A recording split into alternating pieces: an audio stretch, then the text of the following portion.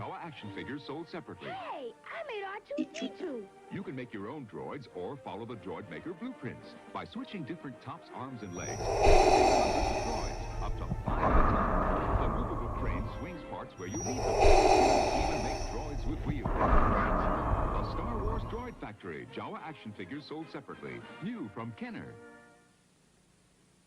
It's the Star Wars Imperial Troop Transporter that you put together. Batteries not included. Stormtrooper sold separately. What's that? It's my troop transporter. It makes 5 more sounds, too. R2-D2, where are you? There's the laser cannon, stun gun, and stormtrooper. Did he say that? Oh, Dad. Star Wars Imperial Troop Transporter. Stormtrooper sold separately. New from Kenner. Star Wars figures. R2-D2. Chewbacca, Luke, and Princess Leia. They're the Star Wars Early Bird set of figures.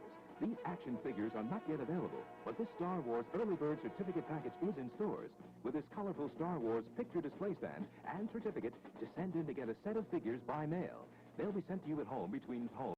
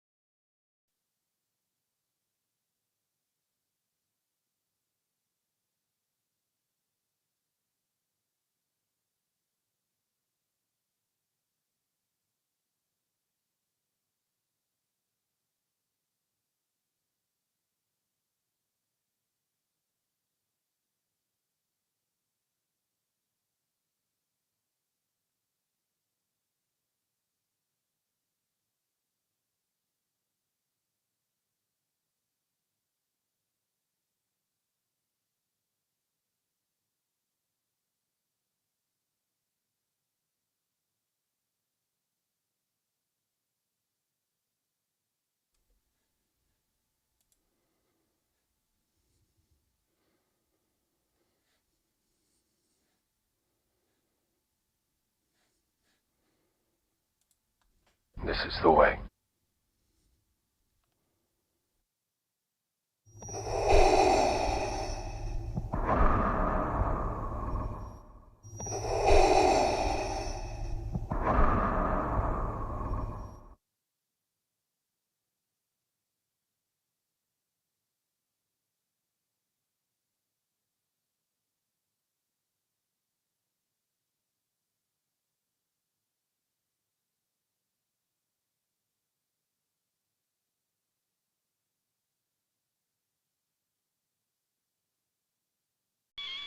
This is the way. You can make R2 move forward. Look out, Dad! Backward, turn and beat. My turn, Dad. Radio-controlled R2-D2 from the Star Wars collection by Kenner. It's not my fault. Escape pod land. This is the way. Where am I? It's the new Star Wars Land of the Jawas that you put together. Action figures sold separately. You can move the action lever and make the Jawa capture R2-D2. R2, are you all right? What are they doing to you? You can raise the elevator and make Oh, R2-D2 good disappear for into the you. controller. Hang on, R2. I'm right behind you. Me too. Kenner's new Star Wars Land of the Jawas. Action figures each sold separately. New Star Wars radio-controlled Jawa Sandcrawler. Let's find some droids. 2 9-volt and 2 D batteries not included. The Jawa's got the Death Star droid. Action figures sold separately. Up the elevator. He's in. By radio control, you can make the Sandcrawler travel almost any direction by going forward, backward, then forward again. Now we'll find more droids. Star Wars radio-controlled Jawa Sandcrawler. Action figures each sold separately. New from Kenner. It's the new Star Wars Land Speeder. Hey, what's the story with our chicken, man? Greetings, Exalted One. It's up to Luke Skywalker and his land speeder to get us out. Action figures each sold separately. The Land Speeder has a snap-open space hatch, and Star Wars action figures R2-D2 and C-3PO in a fit galaxy right in far, far away. Here they go. Star Wars. Too fast. An adventure unlike anything on your planet. Kenner's new Star Wars Land It's an Speeder. epic of Action figures heroes each sold separately. and villains and aliens from 1,000 worlds. Greetings, Exalted One. Rated PG. He's no Jedi. I got a bad feeling about this. Somewhere in space, This may all be happening right now. 20th Century Fox and George Lucas, the man no who good to brought you me American dead. Graffiti, now bring you My an name's adventure Amiga. unlike anything on your planet. They're pod racing on Star Malastare. Wars. Very fast, very dangerous. Where's Ray? Ray! Are we really doing this? The story of a boy, a girl, and a universe. Hello there. Prepare to fire. Make yourselves comfortable. My The master will be with sprawling you. space saga of rebellion and romance. It's a spectacle, light years ahead of its time. Prepare to fire.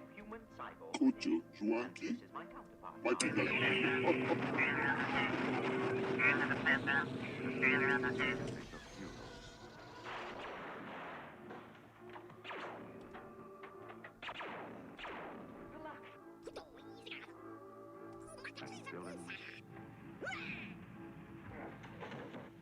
And aliens from 1,000 worlds.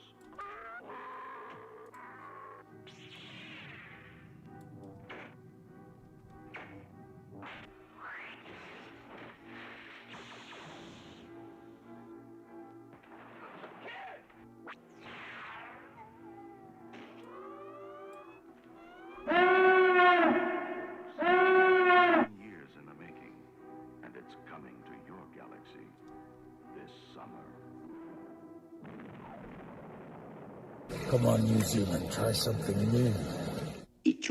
Now this is pod racing. Tell that to Kanja Club. The Polynesian spa. Luke Skywalker was just I got a bad feeling about this. He received a mysterious message from a princess. Help me, Obi-Wan Kenobi. She's beautiful. Star Wars, starring Mark Hamill, I'm Luke Skywalker. I'm here to rescue you. Aren't you a little short for a stormtrooper? Harrison Ford, Boring conversation anyway. Luke, we're gonna get trouble. I think we took a wrong turn. Carrie Fisher, Alec Guinness, You can't win, Darth. If you strike me down, I shall become more powerful than you can possibly imagine. 20th Century Fox presents... Oh, good for you! All time, Star Wars. Hey, what's this with our chicken, man? No legendary adventure of the past could be as exciting You as don't this know what romance it's like of the to be future. me out here for you. It is an up at dawn, pride-swallowing siege that I will never fully tell you about, okay? God, help me. Help me. Help. Are we really doing this?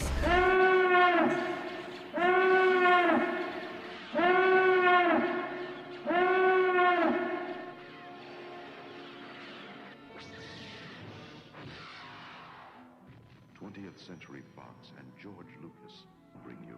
And they use something they call pyroprocessing.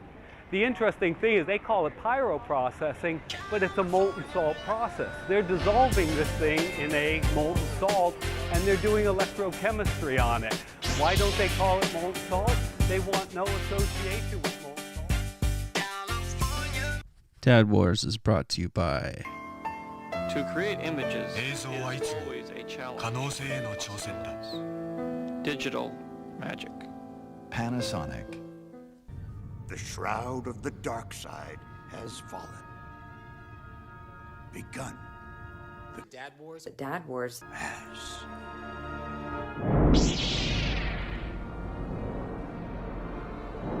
I got a bad feeling about this.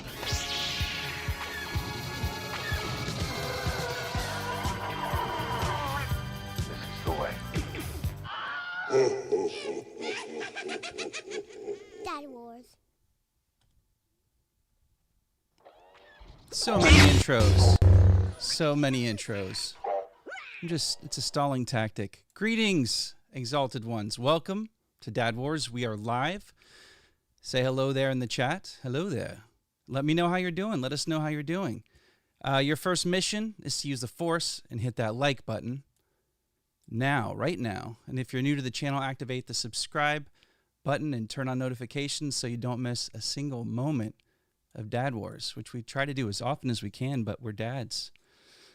And so it's time is short, time is limited, but here we are, we made it. All right, and now it's time for the weekly reckoning. If I can get this to work, let's see. Here we go. Punch it, Chewie.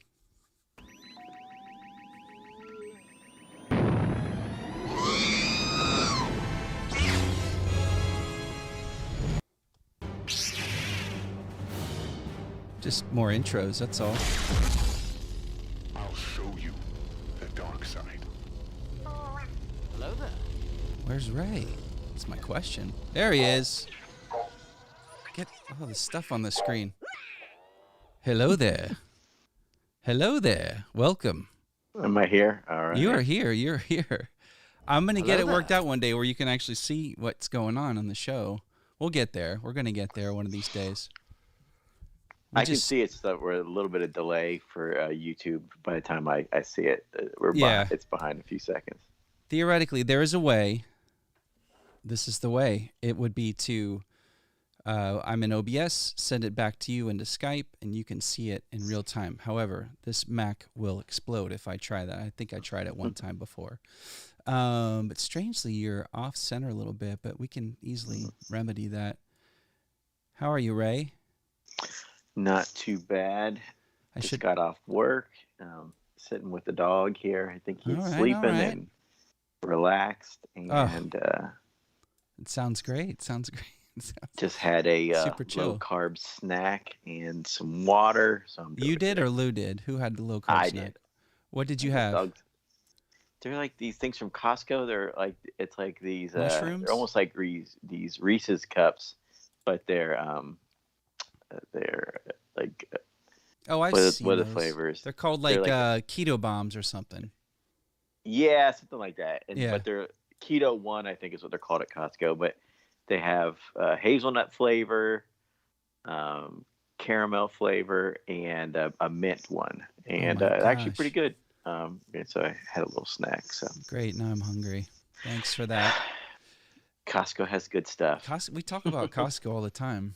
I know. We used to talk about like Xbox. I know. I haven't played Xbox in forever. Even though I had the Xbox right here in front of me, it's not even plugged in. But you got? Didn't you tell me you got Knights of the Old Republic fired up on the old Xbox recently? Yeah. Well, we do have a teenager, and so he's gone through about between 6 and 10 Xbox controllers in the past couple years. So we only have one working controller in the house. So it's up in his room, not downstairs.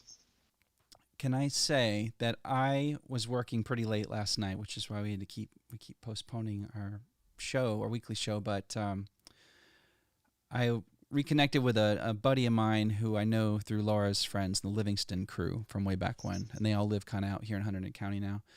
And Justin is a hardcore gamer. He's also a father of 3 now, 3 boys. It's a wild ride. But I told him about our channel. He kind of knew, I think he knew about it already through Facebook because he's friends with Laura on there. And he's like, "Oh yeah, I'm playing Call of Duty I'm trying to get that going on Twitch now." And I said you should get it going on YouTube. I mean, it's like YouTube's is like the second most popular search engine in the world. People will find you there. They have a hard time finding you on Twitch, even though I know that's traditionally where you go for gaming. But so I was working. I was kind of listening and watching him go live stream his first live stream on YouTube. He got together with this platoon of like hardcore gamers. I haven't heard that kind of chatter since you and I played back in the day, like Ghost Recon and Halo.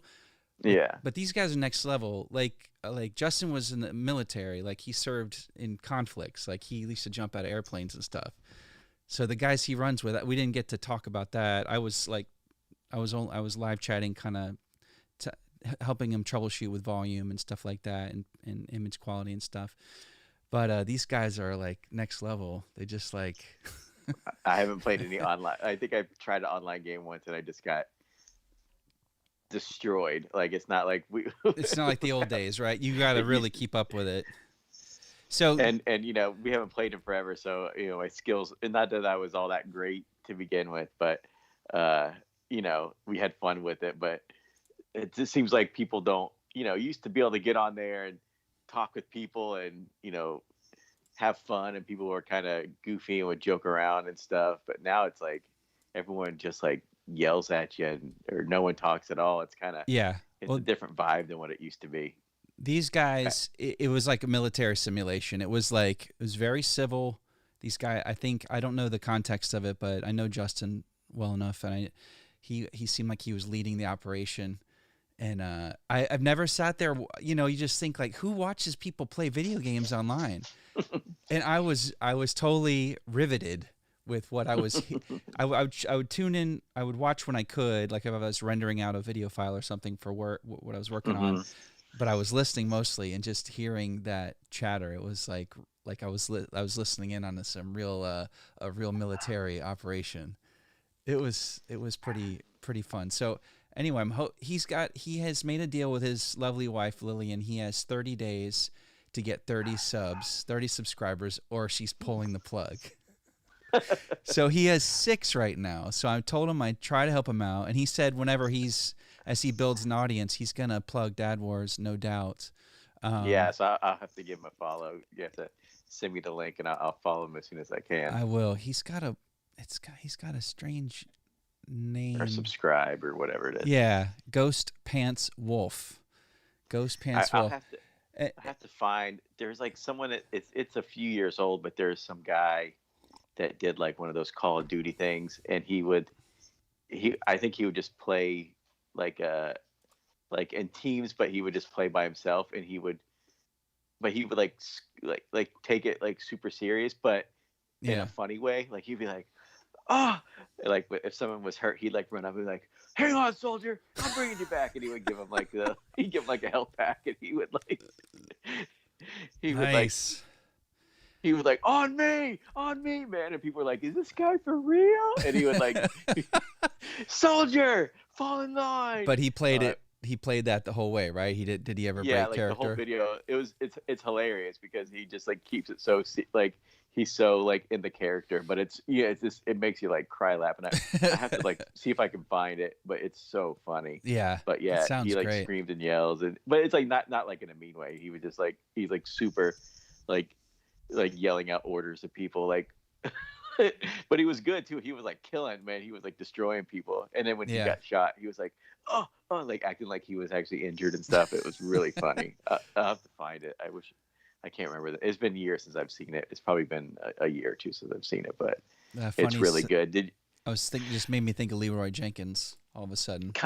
It's like that, except for like someone going like hardcore military and like acting like it's like he's actually in like yelling like he's actually in combat. Like it's perfect. Like the way he did it. I would love to see that.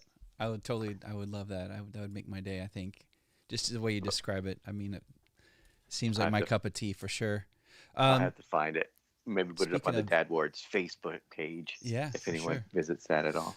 They don't. Nobody does. We got a couple of new followers. Like I said, some. I don't know if they're watching, but some of our old Disney friends I sent them to. I think Carl Hobbs. I would love this. He's following Dad Wars on Facebook now. Oh, that's great. Make sure that means anything. I hope. Yeah, send them this way to subscribe.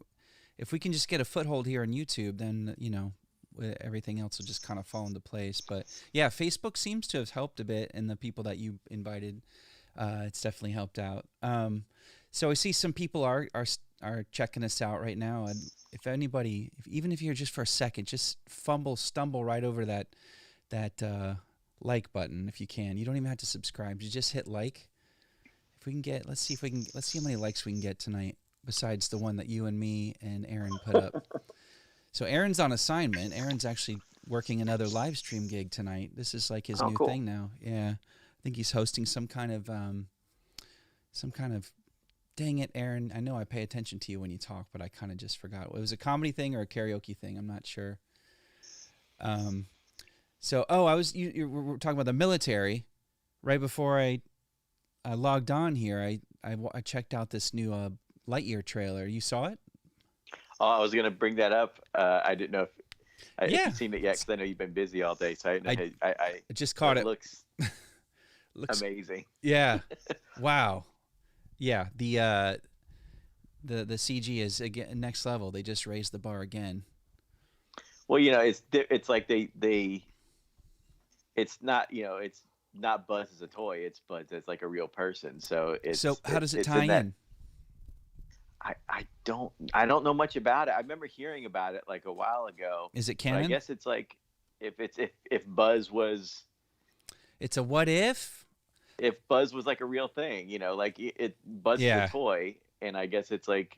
Well, what if he was?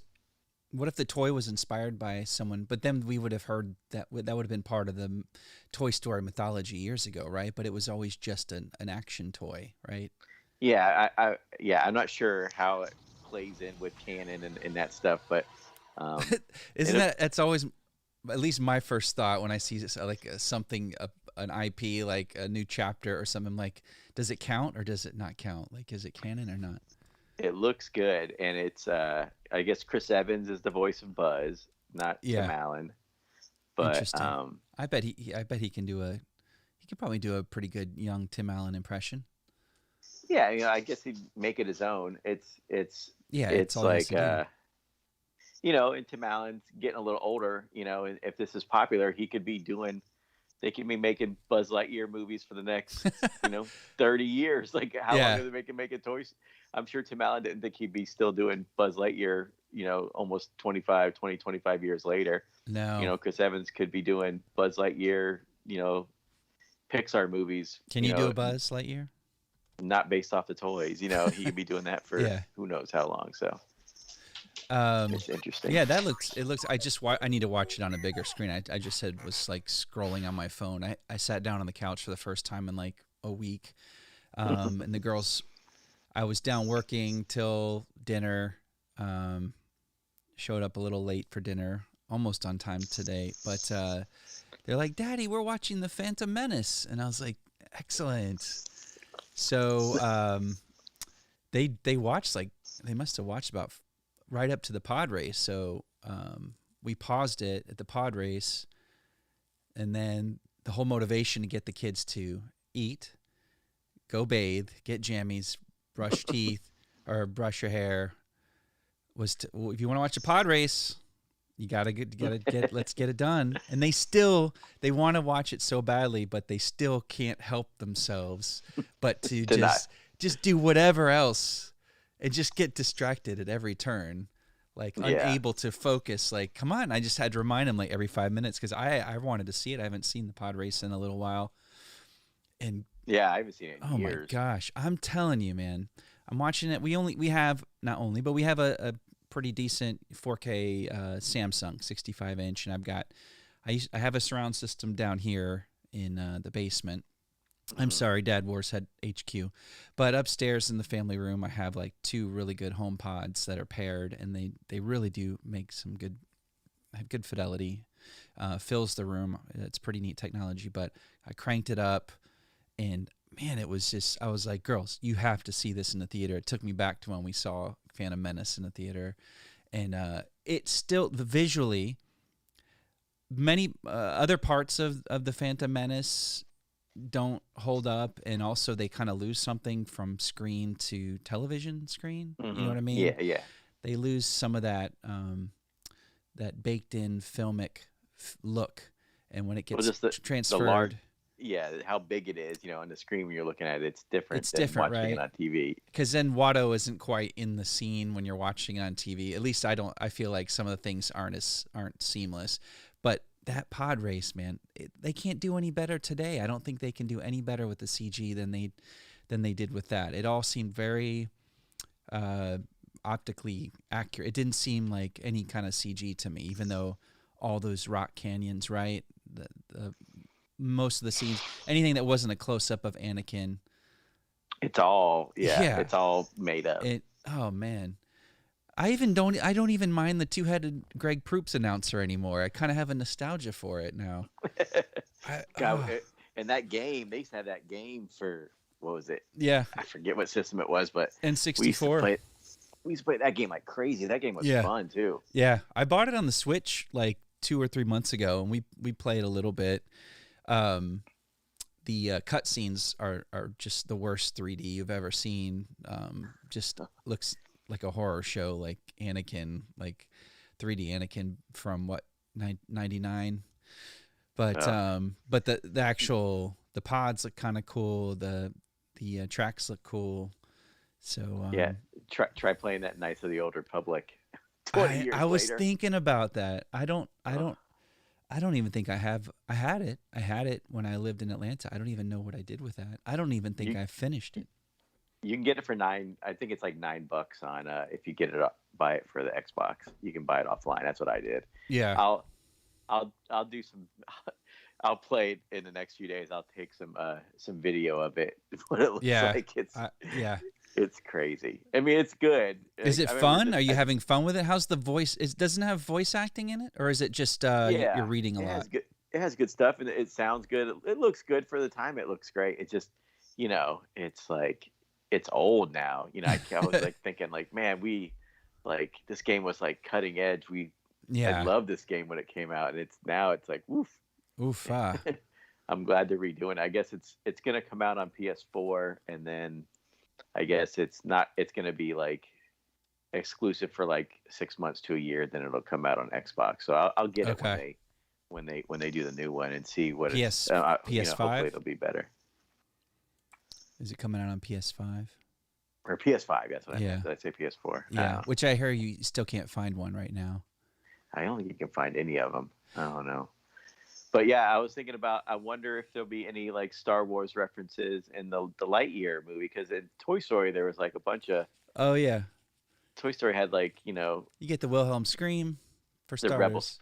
He Sid says like you're a rebel spy. I forget what the line is, but yeah. Where are your rebel friends now? And there's other stuff in there too. But yeah, there's a few Star Wars references. I'm telling you, man. Almost a day does not go by where I don't go a day without hearing some Star Wars quote or something somewhere. Like we had a 2-day strategy meeting for work. And this corporate environment I'm in perpetually. But so we had a 2-day business planning and strategy meeting for our department of 60 plus people. Maybe it's more than that. But they did like a DISC. Have you heard of DISC assessment? Like it's an acronym, and you're either D, I, S, or C. It's your personality traits. And it's like they try to bucket you so you can read your coworkers better and he must be an I. So here's how I have to handle him. Or he's a big D. I'm a big strong I. I think I'm gregarious. Laura kind of rolls her eyes sometimes at that. I'm outgoing. I'm creative. I like to get things done. That's the bucket. That's where they kind of put me in the corner there. But at the end of each DISC, the lady was like, and now we're gonna do something I think you're gonna really enjoy. She's trying to help us stay awake, I guess, because it's all online and stuff. She said, "Which Star Wars character do you think is a D?" And D is dominant. Yeah.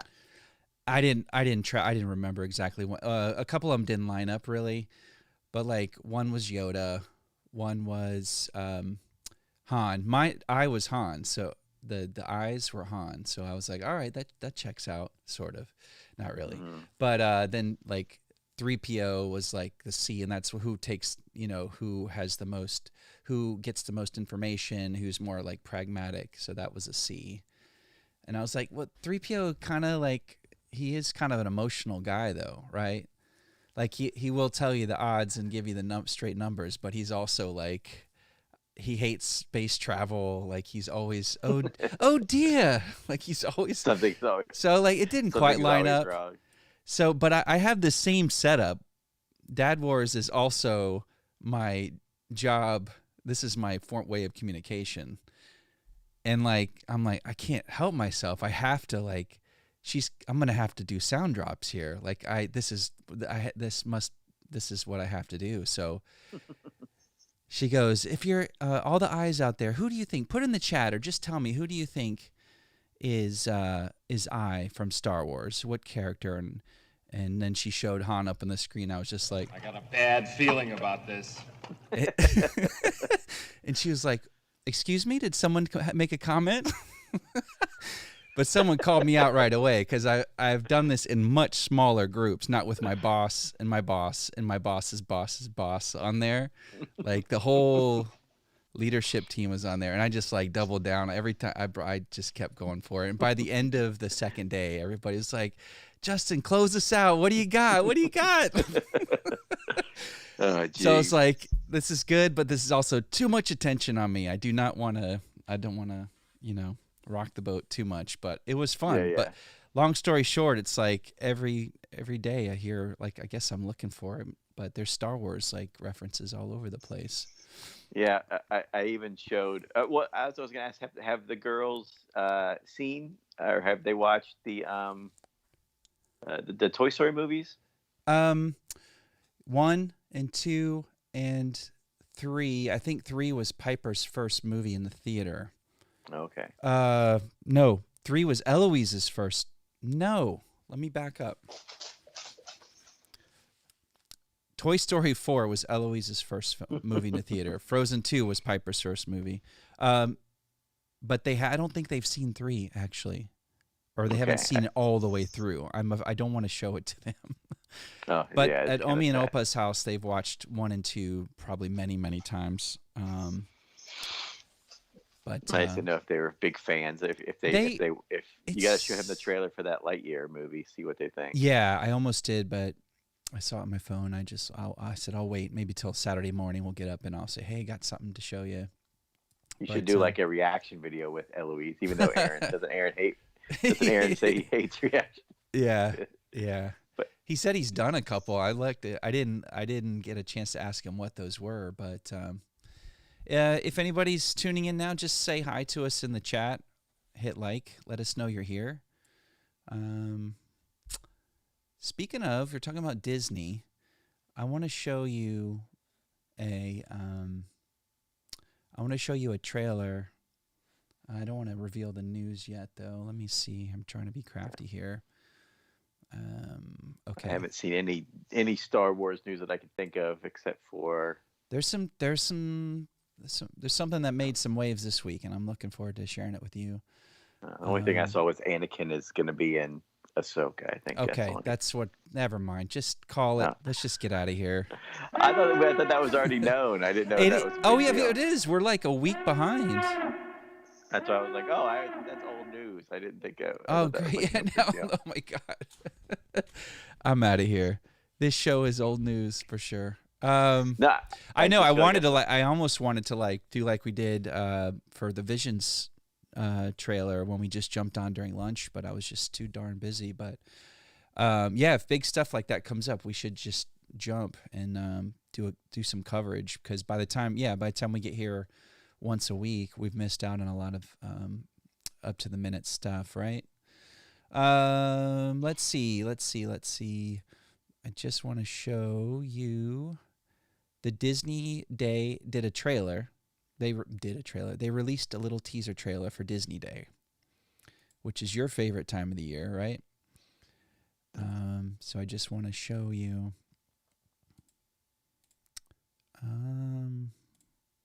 Trying to hide the articles here and bring up Disney Day. All right. Telling you, this is not easy. All right. Let's see if I can do it with the buttons here. And then my Stream Deck, it just is not working. It goes right back to let's see if it works. Hey, it worked. Sorry, my nose is super itchy today. Oh, look, Greg James is here. Hey, Greg. Hermano. What is that, Hermano? What does that mean? All right, let's see. Let's watch the Disney Day trailer. All right, we'll do it live. Are we going to do it live? How do we? play this thing. There we go. My goodness. Let's go. We have a lot to talk about. Haven't you been dreaming about adventure? Let down your hair. We're gonna do this together. Yes, I like what you're saying.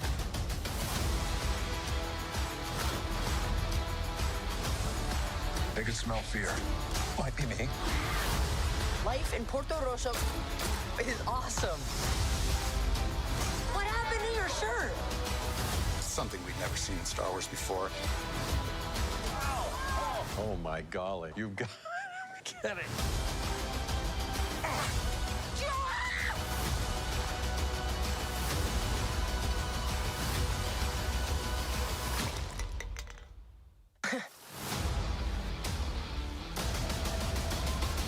I've been looking for this place for a long, long time.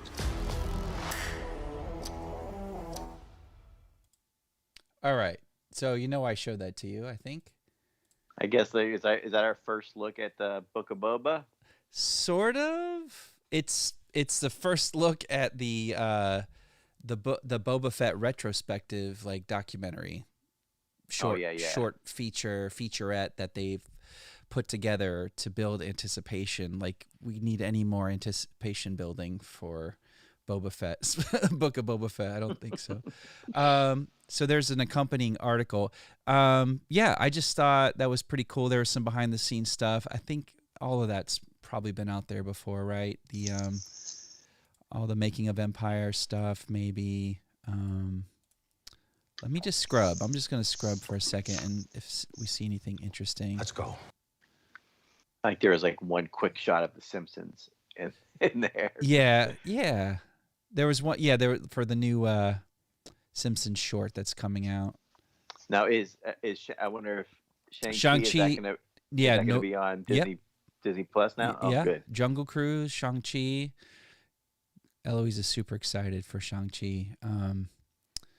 Because I came home from seeing it and this was so cool.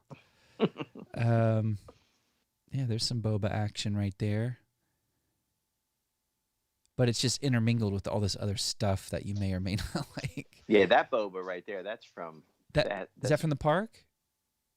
I don't know. I can't tell. Something was weird with that one. There's that's weird legit. lights in the background and a weird it's like little... a stage... Yeah, it was a weird droid. It was like a stage presentation. But there was a split second of Tamara Morrison. Temuera.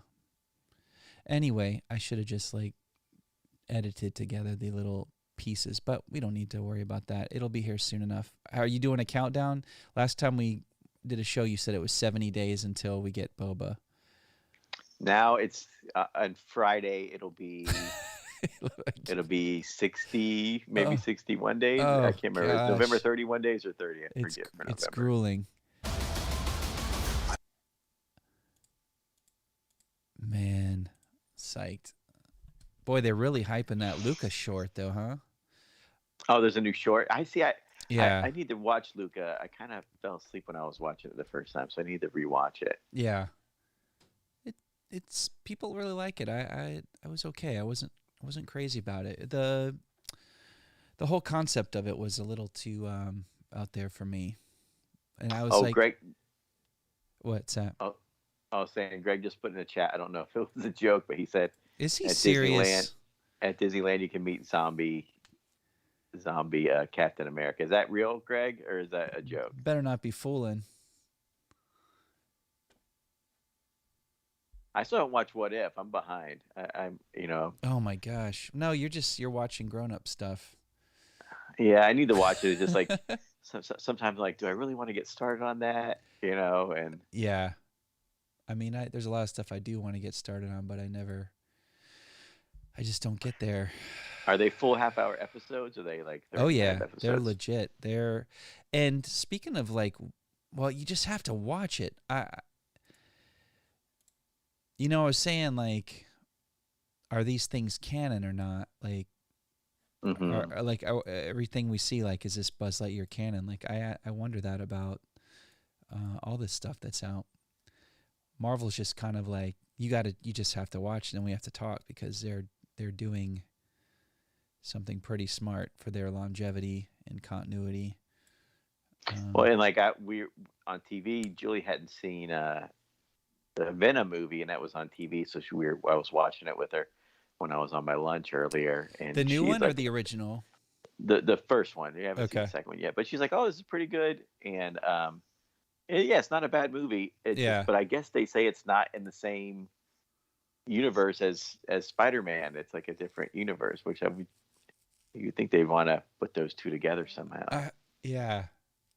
I don't know enough about it. I thought I did. Now I don't. Are they not? Are they not?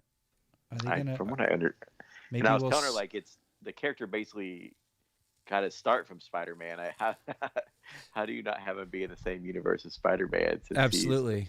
It wouldn't exist without Spider-Man. Yeah, that's a story that needs to be told in the MCU with the Secret Wars and the symbiote and the Beyonder. When Spidey got that black suit, man. Yeah, I wonder if it's gonna. That was huge. If that's like the thing with the upcoming, it seems like the upcoming stuff with the Marvel is all multiverse. So I wonder if that's if they're gonna like tie everything together like that. Yeah, I think so. I think you're right. Yeah, it's like when they brought in Doctor Strange, that kind of blew the doors wide open for multiple, right? Because in order for him to fight what's his name at the end, he had to, wasn't it multiple Doctor Stranges? Yeah, and like are you gonna sneeze?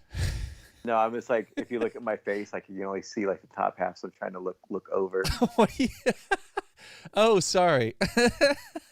No, you should do like this. How did you get up there? Hold on one second. Oh, let me see. Is this working? The goodness. I'll get you back. Oh, how did you end up down there? What? Get up here. I don't know what's going on. It's all technical. Oh, what's going on? All right, let me read this really quick. Let's keep this thing rolling here. Disney Plus has revealed a trickle of more information about its upcoming Boba Fett special, teasing the documentary with a title reveal and some new bits of footage. I mean, they just gave us like a couple of frames of Boba Fett. It's a big year for Boba Fett. Not only did the elusive character who famously only had around 6 minutes screen time in the original trilogy turn up in Mando Season 2, that show acted as a backdoor pilot for his own upcoming series. We're set to get the first episode of the Book of Boba just before the end of the year, 29 December.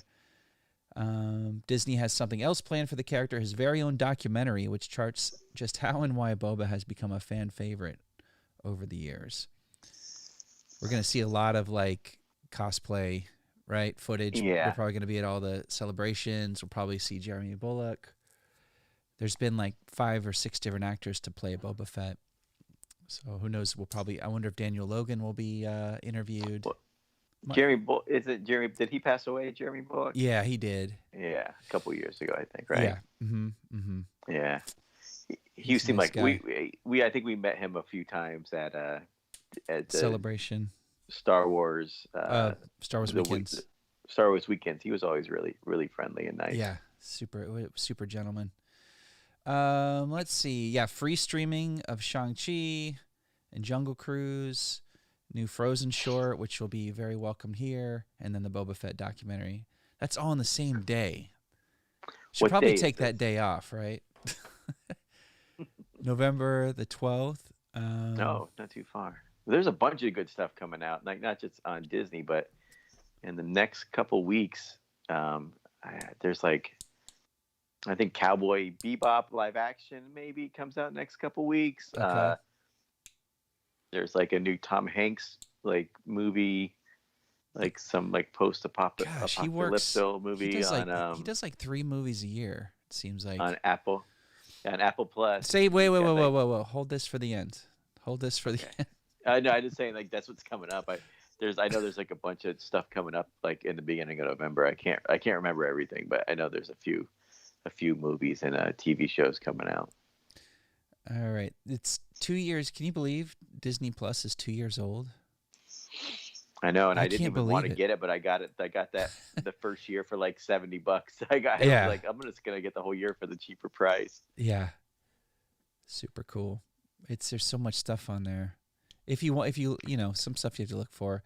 I remember when you first got it, you were saying there's not much on there, but you were watching like Herbie Goes Bananas, like Herbie the Love Bug, weren't you?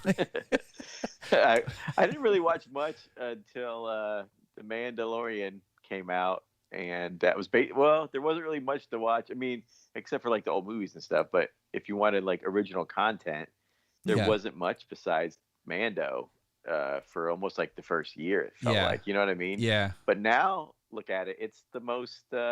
It's like most subscribed besides Netflix. Yeah, it's like number 2 behind Netflix now, which is pretty good for. Well, it's really good for only being around for 2 years. You know. Yeah. So that Disney, they must. I wonder when is that Buzz Lightyear comes out? Like next summer. I think it says 2022. I didn't see if they had like a date, but I think I don't know if it said summer 2022 or just 2022.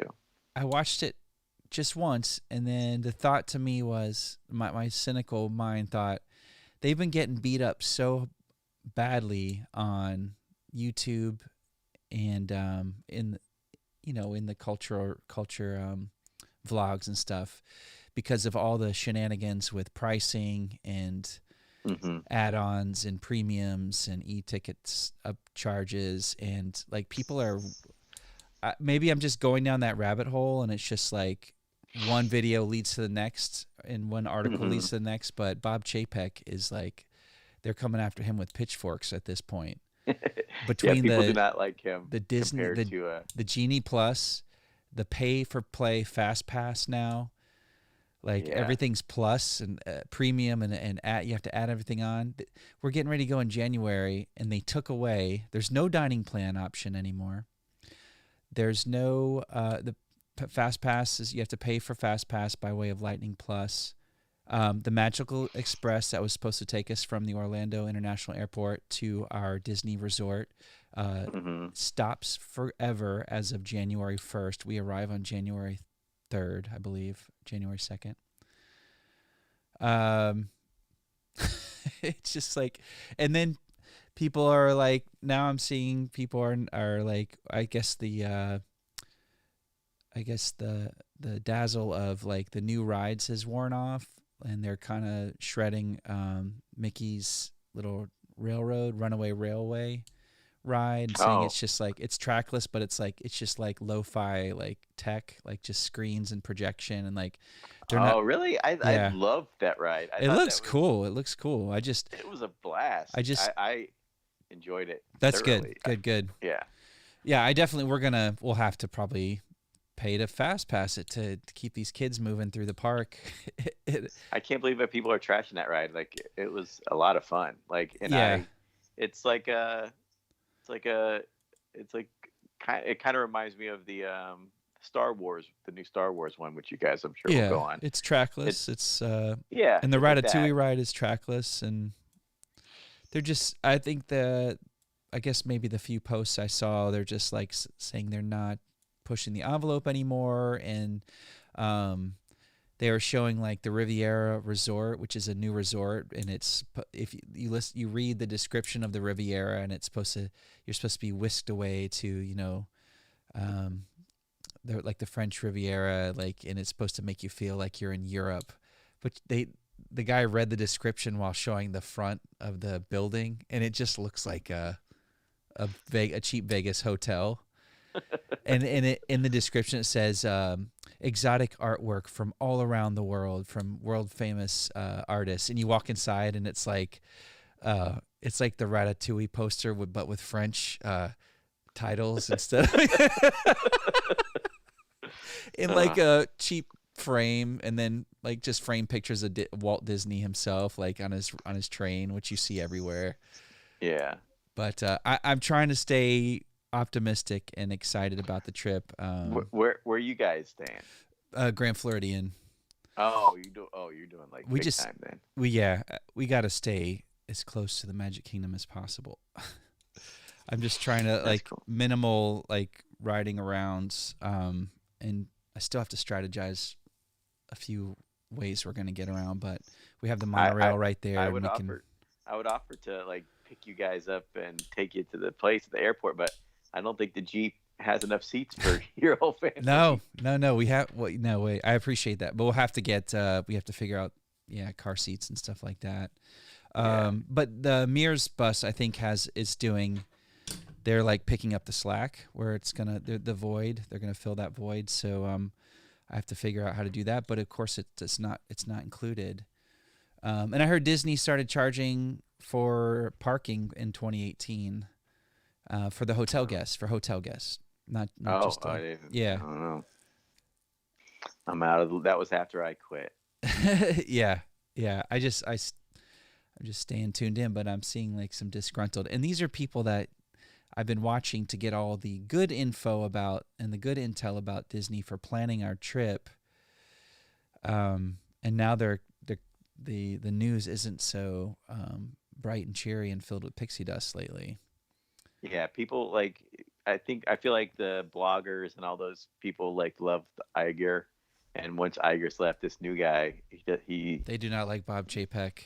Even though like all this stuff may have been in the works with Iger and signed off by him, but this new guy, I've seen these people like there was some kind of thing that opened up, and he was like talking about like. And they were just like ripping on him because what he was saying. They were just kind of making fun of him. There is a clip going around. Oh, I wish I could. I might be able to remember what he was talking about. But he was comparing like something that Disney never does is like compare themselves to the competition. Yeah. I right? What is that what it was about? It was about Universal. And they're saying he's like now he's just trying to like bat the competition away. Like Disney's always been above that, and now his messaging seems off. Yeah, it seemed weird. It seemed like real like rah like we're so great. I don't know. I forgot what he was saying. Yeah, he sounds like he's a little nervous, or like he's like beating his chest, like we're still number one. Like, just you're Disney. You don't have to do that. Just keep bringing us, great entertainment, and we'll be there. But what I'm circling back to is that Buzz Lightyear, that Lightyear trailer just dropped today, kind of out of nowhere, and it seemed like it was like Bob. We pulled the analytics on this on the guest sentiment, and you're at a must sell right now. They hate your guts. Yeah. You need to do something. Get that? Is that Buzz Lightyear trailer ready yet? Get it out there. Yeah, that trailer was quality. Like it has. Oh my gosh, it looks so cool. The David Bowie song. Oh yeah, anytime they throw that in there, dude. Why is Book of Boba not coming out until the 29th? I'm still mad about that. Like coming. I'm telling you, I think 2020 because. Like when they first announced it was supposed to be 2021, and I think they just didn't have time to do it, so they just they're doing it They're like, let's do it the last possible day in 2021, so we can still say it's 2021. Yeah, you know what I mean? Because when that the end of Mando is when they showed like the thing for Book of Boba. Didn't it say like 2021 Book of Boba, whatever, like the little after credits thing or whatever it was? They must have post-credit sequence. Yeah, it must have just, they didn't get it. They probably had the rush to get it by the end of 2021, and it's like I said, it's basically Book of Boba Fett, and you're gonna be watching it as you like count down and watch the apple drop. Yeah, like it's just right. They barely made it. So everybody's. So you're saying, I'm saying they need to rush, they need to step on it, and they're already stepping on it. That's what I think. I think we're already pulled over. We can't pull over any farther. Or maybe it was it could have been Hawkeye was delayed, and they didn't want to have those out at the same time, so they had to wait for that to end before, because that's that's starting and ending and starting at the same time. So yeah, maybe it wasn't that. Maybe it was something else that with their, because it does seem like there's like a large after after like Visions and Bad Batch ended, there, besides Visions, and Visions all came out at once, and those were all, like the longest one was like 22 minutes. Yeah. There had, like, after the Bad Batch finished, there seems like a big space. I wonder if something wasn't ready and they had to push things back. It just wasn't ready. But they had to have something. They wanted to end the year with something. So yeah, so maybe they were planning on like either Hawkeye being done earlier or something, and they could have put that out, because I still haven't seen any.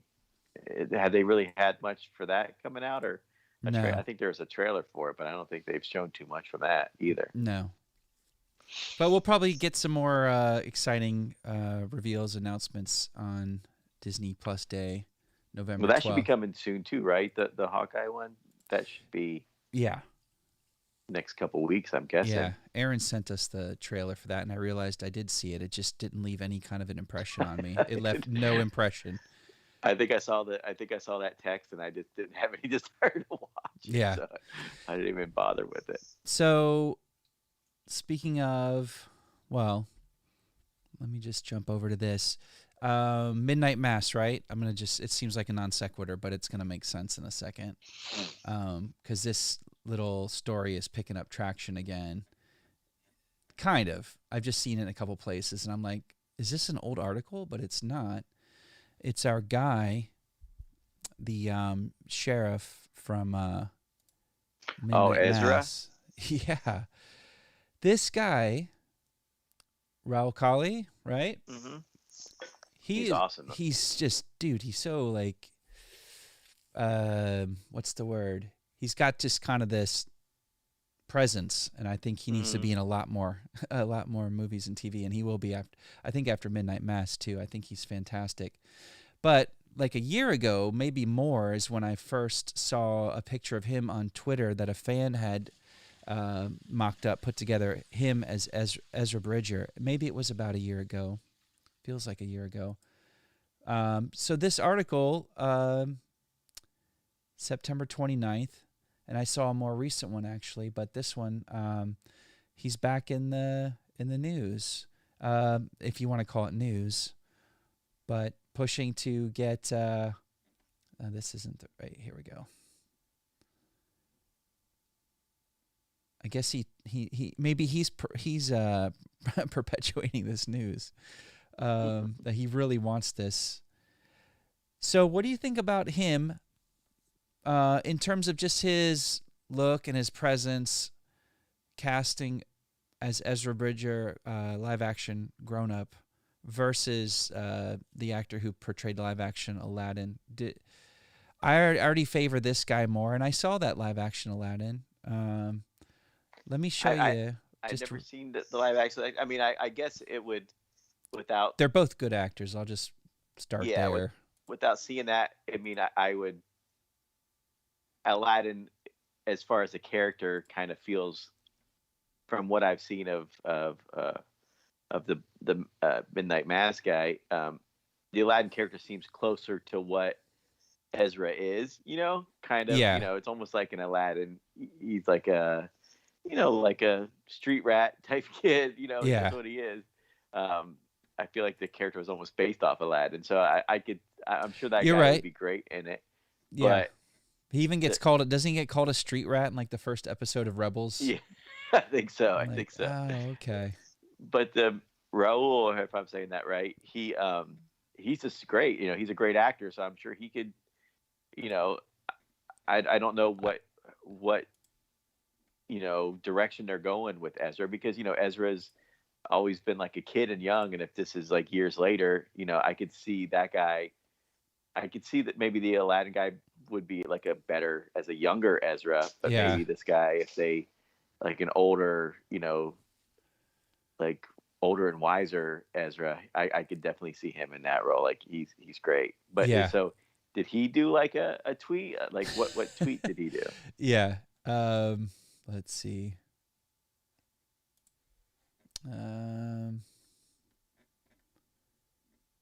Good grief. It's amazing what Star Wars news people can conjure up when there's no Star Wars news. Let's see. Get to the meat of it. Then you talk about Kelly Marie Tran avoiding social media. All right. Raul Colley said, told people they don't have to like. This is Matt Drum's same analogy. It's like a buffet, and some things you can enjoy and some things you can skip. Mm-hmm.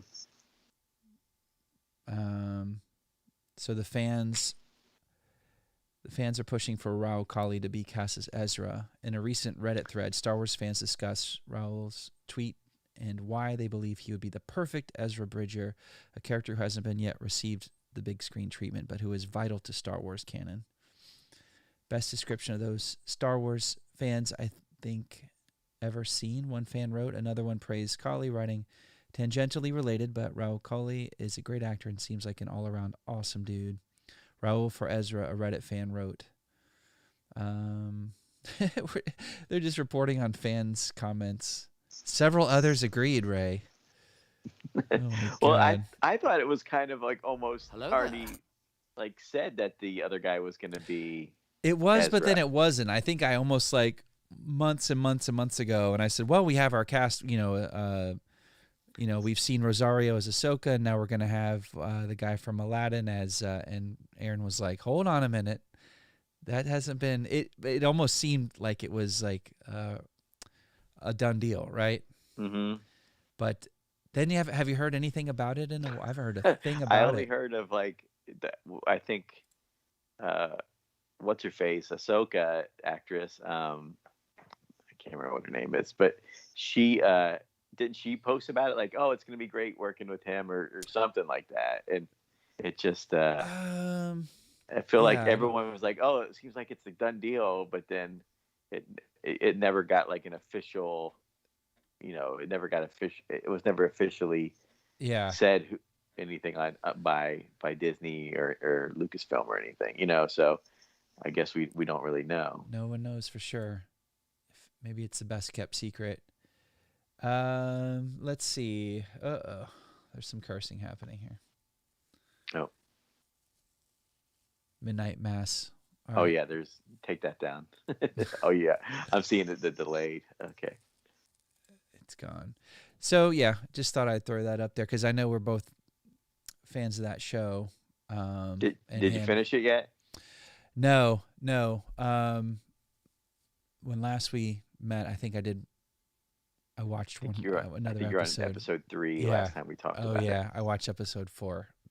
I thought 3 was nutty. 4 was next level crazy. Yeah, 4 is when they like halfway through 4 is when it's like they turn that corner. Man, it's a great show. Yeah, so the big news of the week is Hayden is people are excited to hear that he was going to be in Obi-Wan. But this is really important for some reason to a lot of people. I think I know why, but he's somehow going to appear in the Ahsoka series. Maybe I was thinking. Maybe the Obi-Wan news was what I was thinking of. Because that is a few weeks old. But I was wondering about that myself. I was like, is he going to be like as Vader? Is it going to be flashbacks? Like, what's it going to be? What can you do with him? Yeah, I don't know. Because if Ahsoka's taking place around the time of The Mandalorian, the Mandoverse, 5 or 6 years after Return of the Jedi, he's long gone. So yeah, it'd be a Force ghost if they did that. If they do start going into flashback territory, then doesn't seem like it doesn't seem like flashbacks are a Star Wars. It's not really a Star Wars thing. Star Wars was like always the original trilogy was very linear, right? Mm-hmm. They don't do any of that. There's only a few standout times where things got a little strange, like when Luke had to face his fears in the cave on Dagobah, because the cave was filled with the dark side, and it was his greatest fear was Vader. So that was a little like, huh? That yeah. In retrospect, it's like out of the ordinary for them. Anakin had that weird like fever dream in Attack of the Clones with some weird visions, right? Like I think he saw Padme dying. That kind of takes you out of that linear space. But Mandalorian, there was a flashback to when he was a little boy, and the Mandalorians rescued him from that village. Remember the Separatists were in there, blast the droids, battle droids when they were blasting them. That was cool. We got live action super battle droids in that. Because I think they were practical. Maybe they were CG. We still haven't seen a live action clone yet, have we? No. Yeah. I wonder if that'll be. Well, I mean, I would it be an Obi-Wan? Maybe, I don't know. A live action like clone. Some older, unless they have like Dude, Rex in there or something. They totally could. They totally could get Rex in there. It would make sense. Yeah, maybe if it shows him as maybe Rex helped them get settled or get to Tatooine or something like that. Yeah.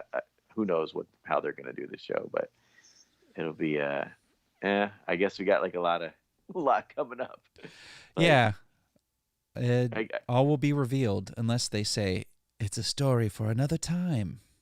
I guess we have the Marvel, the Hawkeye show, and so once that gets started, then it's just basically that show's it's like a countdown to Book of Boba, and then what comes next, and it's after Book of Boba, it's an Obi-Wan, and then Mando season 3, I think. Yeah, I think Mando's not going to be coming out until like late next year, if at all next year. I think it'll be late, like fall or winter. It's what it's seeming like, as far as their production time schedule.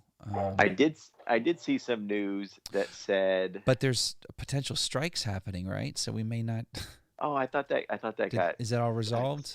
I thought it was resolved. Not 100% sure, but I did see some news that the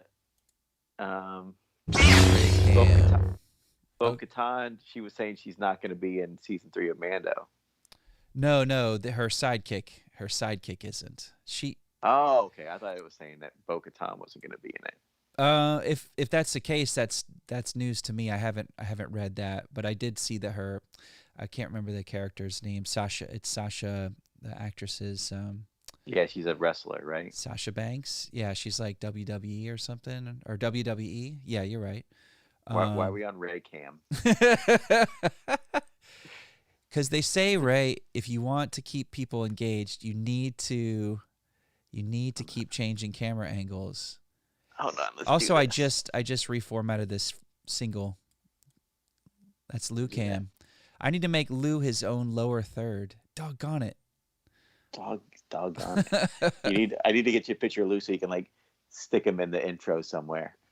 Oh, I have. Let's see if I have. I mean, come on. Does that dog not look like a cartoon? Look at Aaron's screen when you get a chance. I have. Do you see it? Look at that pup. My goodness. He is something else. Yeah, he's handsome. Hold on, let's see if he'll talk to me. Hold on. Stream Deck and Vado, if you're listening, your product is inferior tonight. Maybe not always, but right now it's terrible. Hold on, let's see if Lou will listen to this. Lou. Oh, I got the headphones. He's sleeping. Yeah, he's out. It's okay. And I got the Stream Deck's not working anyway. He's no good to me dead. See, this is me, Boba Fett. Oh yeah, what were we talking about? I just spaced out. Oh, we never did your new show. Oh man, the whole rhythm of the show was thrown off. It's all right. How I know you are we up any subscribers, or are we still stuck at 62? Oh yeah, some guy named Zachary from Tampa was our 66th subscriber. I screen grabbed it. I just didn't get a chance to. I'm gonna bring it in. I want to put it on screen. I wonder if that's my. Yeah, I was thinking it maybe a Ray connection since it's a Florida thing. My sister's. Go ahead. I don't know. What are you drinking? My sister's stepson is named Zachary, and he is from. Are they in Tampa? From South. I mean, he lives in Orlando now, but they're from that, where sometimes people list Tampa when you're from Citrus County because that's like the closest big city. So yeah, it could be him. I'm not sure. If it is Zach, hey, that's awesome. So yeah, he was our 66, and I was like, that's a very important number in Star Wars. Order 66. That's right. Execute Order 66. Ugh, now I want to go back. That's what I'm going to do in the next week. I think I'm going to go back and rewatch Revenge of the Bad Batch from the beginning. Oh yeah, for sure. All right, so that's Raycam. We got Raycam back in order. I just wanted to do a little housekeeping here while we have no viewers. If you're with us, if you just stopped by, we do have like a double digits playback. That's cool. That means people stumbled in and then ran out as fast as they could. This is the way. Like this. I'm gonna do the news intro anyway. You got to do the news intro. I was gonna ask, like, you do the with the podcast. How you said the podcast numbers are different? How is that going? They're equally low, but different kind of low. I just know you can gauge the audience analytics, and it's like all white men in their 40s, which is not what we're going for. Well, I mean, it is called Dad Wars. Yeah, this is true. I just would love to expand our audience, even like if we don't get quite the numbers, but just to have people from different backgrounds and maybe different genders check in. Yeah. But it's a niche subject. It is, but it's not. Like, I don't know. It's like I have like tunnel vision with Star Wars, more so now than ever before, since I'm like constantly focused on it to keep our dream alive here. Well, you just have to. Got to keep. It all circles back to Star Wars somehow. Where's Ray? It really does. I'm gonna play This is in loving memory. Well, he's still alive, but this is for Aaron, since he kind of gets a kick out of this. I'm just here to get Ray. I'll go in and try to find Ray. The troopers will be on our tail. Ray! Where's Ray? I'm just here. Ray! Are we really doing this? Oh shoot. Then everything just blows up. I was thinking about that. Are we really? I think that quote goes off in my head like a lot. If there's something I don't want to do, I always hear Finn go. I always hear him go, "Are we really doing this?" And so I'm like, I'm gonna grab that so I don't have to. We can hear him say it. Yeah, and what, like, speaking of Finn, like, it started off, and I guess I really haven't watched the prequel or the sequels in a while, but the sequel trilogy, but like that character started off like so well, and and such a great, like, you just saw big things happening like for that character. That trailer, that was all about him. That trailer was him. And yeah, it was Force his Awakens, journey. like, he was such a big part of Force Awakens. It was such a cool character, and then especially the second movie, it just seemed like he was kind of sidelined. And then I honestly, I barely remember The Rise of Skywalker. I guess I should watch it again, but I barely remember in the movie. I forgot you even watched it at all. I watched it on Disney Plus, and I don't remember anything about it. Yeah. Like, I don't remember hardly anything. So I wonder. I feel like they wasted him. He's such a great, charismatic actor too. Like, he just has like such a presence about him. He's funny. He's dramatic. Like, he's like an action guy. He can do the smolder. Like, man. He was like a young Denzel the first time we saw him up on the big screen. Like, Attack the Block. Like, yeah. I mean, can you think of like a better like he's basically young actor, like the leader, the leading man in that movie, and he just like he was just a kid too. Yeah, like he was like 15, 16 years old or whatever, and he's like so good in that movie. Yeah. Like it's just well, he's got like, as an actor. I mean, I think the world is his oyster. I hope it is. I hope he gets offered some really interesting things, and I still don't know if he'll ever come back for more Star Wars. Although we've been talking about that a bit, right? Haven't we been kind of there's like around? that guy I follow on Twitter. He's like every chance he gets, he's like saying they need to do like a Finn series. They need to do a series for Finn, you know. Yeah. And I agree. I think it would be awesome. I think if they could get him to do it, it would be great. But I guess they're doing a Attack the Block 2, so I guess we'll have to get our. That'll have to do for now. Yeah, for our John Boyega sci-fi fix. Yeah, he's great though. Oh, you know, So- I almost started watching today was Cowboys and Aliens. I put it on for like a half a second. Okay. I haven't watched that movie in forever, but I always remember that movie because it came out the same time as Attack the Block. Yeah. I think the same day. Oh, they came out on the same day? Yeah, because I remember, like I think I told this story before. Yeah. Like Attack the Block was playing in New York, and I said, "Are you gonna go? Attack the Block's playing in New York. You should go see it." Because I hadn't seen it yet, but I saw the trailers for it. It was like, for some reason, I was like obsessed with it, but even before I saw it, and I was like, "You're like, no way, man! I didn't say. Hold on. I didn't say no way, man. Like I'm seeing Cowboys. Yeah, because Aaron and I had high expectations for that movie too. But oh yeah, you know, I think that was one of the last movies where I ever had high expectations. Honest to God, I think I was like, if this doesn't work, I don't know what will work. But I wonder if it's after not seeing it all this time. I wonder if it holds up or after. I want to watch it. It didn't hold up on the first viewing. How's it going to hold up? But you know, sometimes you see something and you don't like it the first time, and then after a few years, you're like, oh, you know, now that we're kind of so there's some distance and like. And we're tuned into like Favreau's like directing style and stuff like that. You know he's gone on to so much bigger and better things since then. That's what he was doing. Yeah. Yeah, if we go back and watch it and we're like, oh, you know what? It's not as bad as I remember it. Like, you know, yeah, I gotcha. Like, okay, I see what he was doing there. That kind of thing. Yeah, it could be. So Ray, though, I wanted to get back to Anakin just for a minute. Hayden, like. Everyone loves a redemption story, right? Like, This is like a meta redemption story because Vader, the whole story of Vader is about his redemption, right? I mean, I feel that's what I feel like. But yeah, Hayden Christensen also has found redemption. I think he got that curse of Star Wars that he couldn't shake, and it probably ruined his options.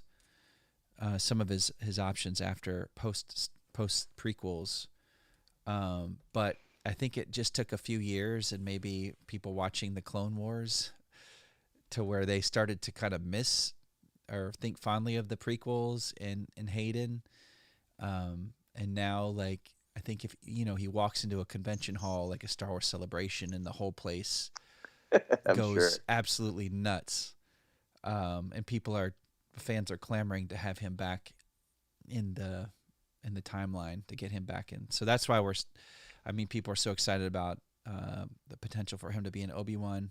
Although I have my reservations about that because if they retcon them meeting before a New Hope on the Death Star, I'm going to have a real problem with it. You know what I mean? Yeah. We meet at last, Obi-Wan.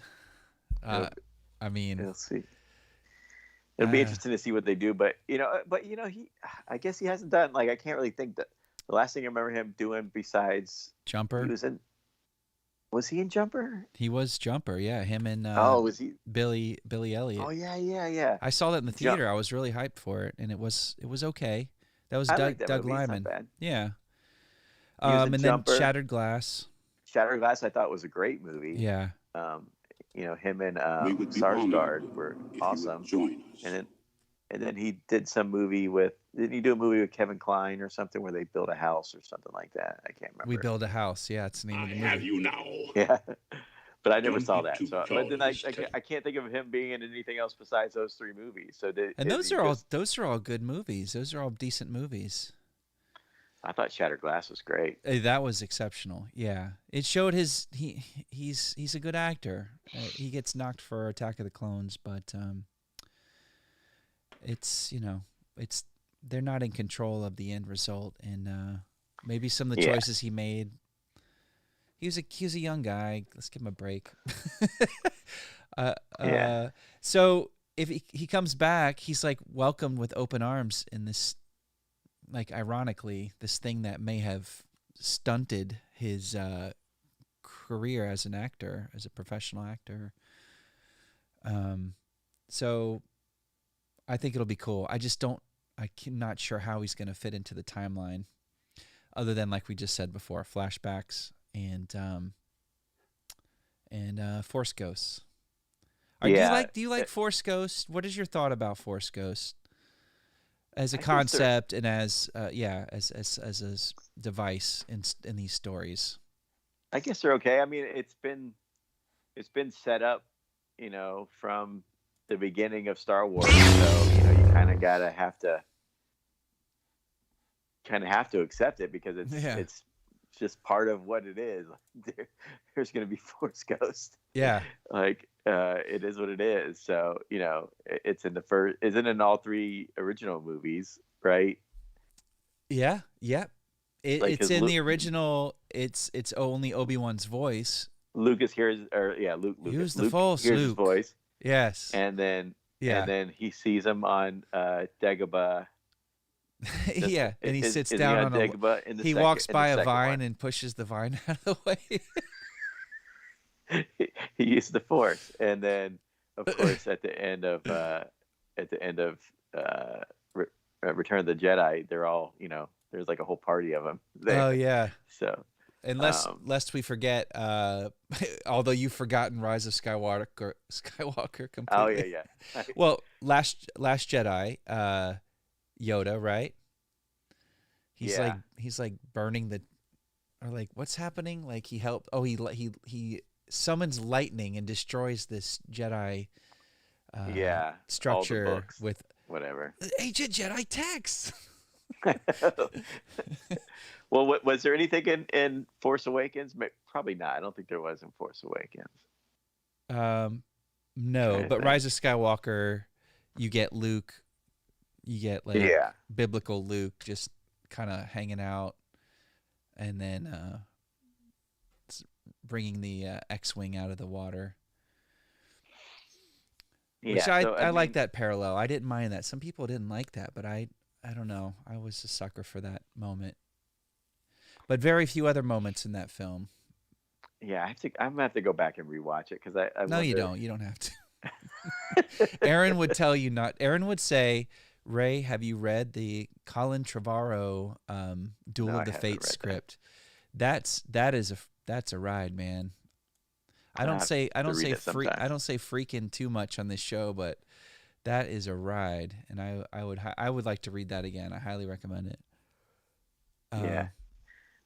I did give me like a link for that so I can try to find it somewhere. Yeah, I'll send it to you in an attachment. I did finish Ahsoka. I mentioned that before, and then I just started the original Heir to the Empire, Timothy Zahn, because they're cranking out more Zahn books, and Podcasting's Brock, our friend of the show, just screenshotted and sent pictures of his novel, his Timothy Zahn collection. So they are canon, like the new Zahn, the old Heir to the Empire anthology or trilogy of books is not canon, but the new Timothy Zahn books are canon.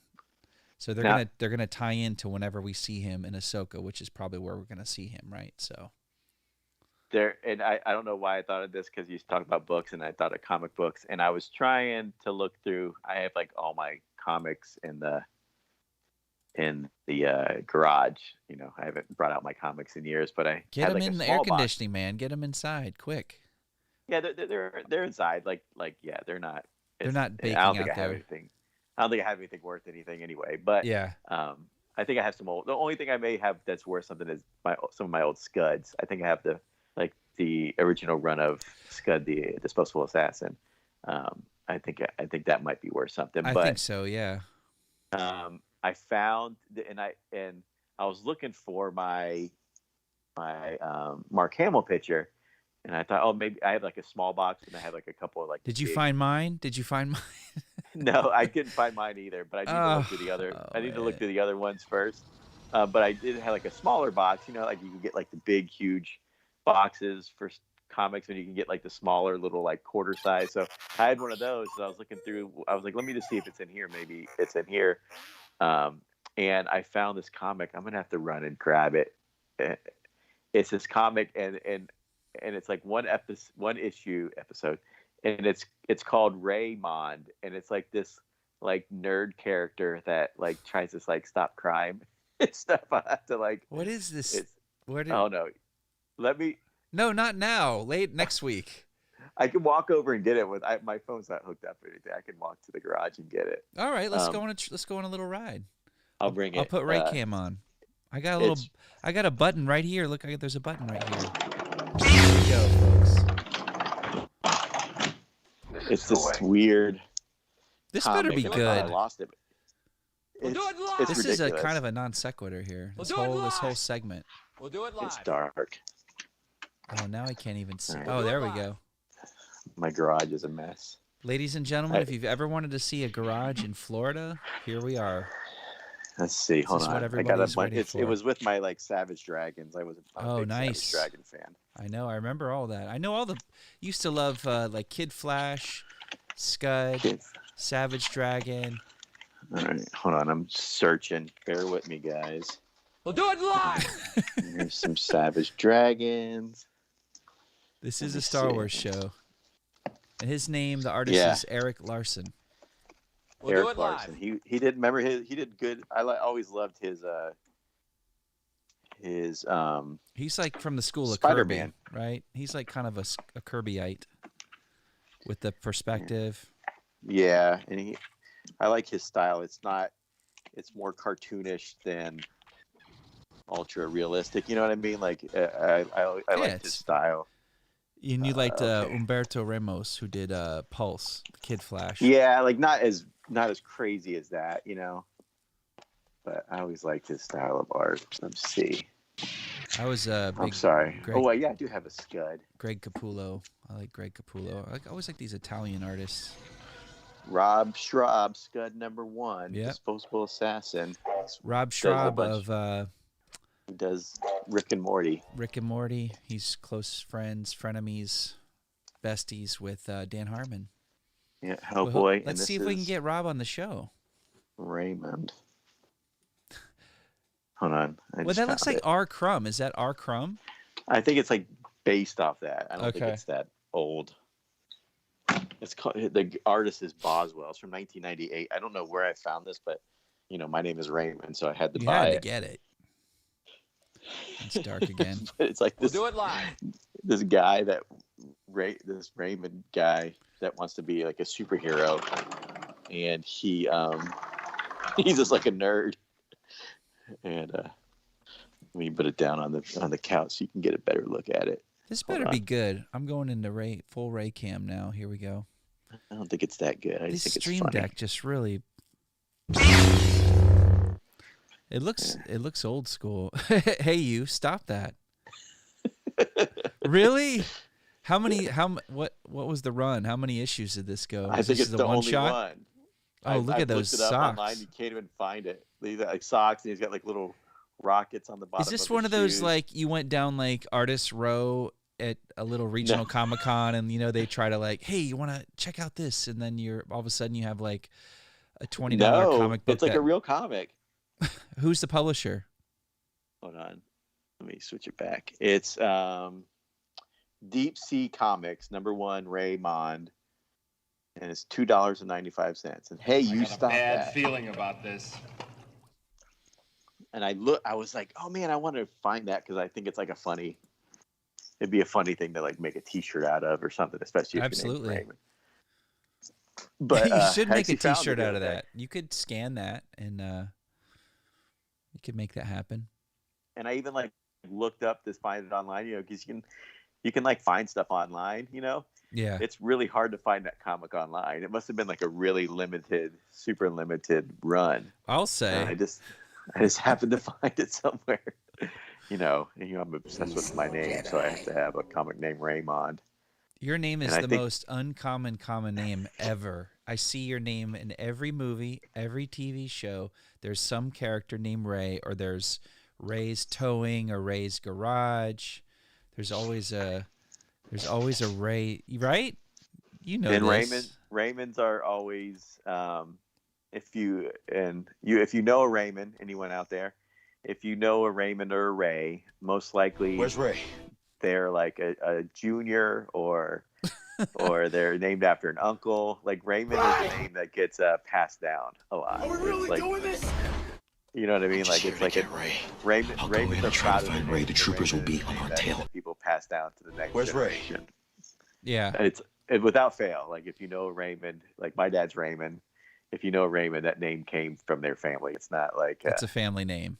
Yeah, it's somewhere in there, But My yeah, name's I just thought that was Amiga. funny. It just reminded me of books and stuff.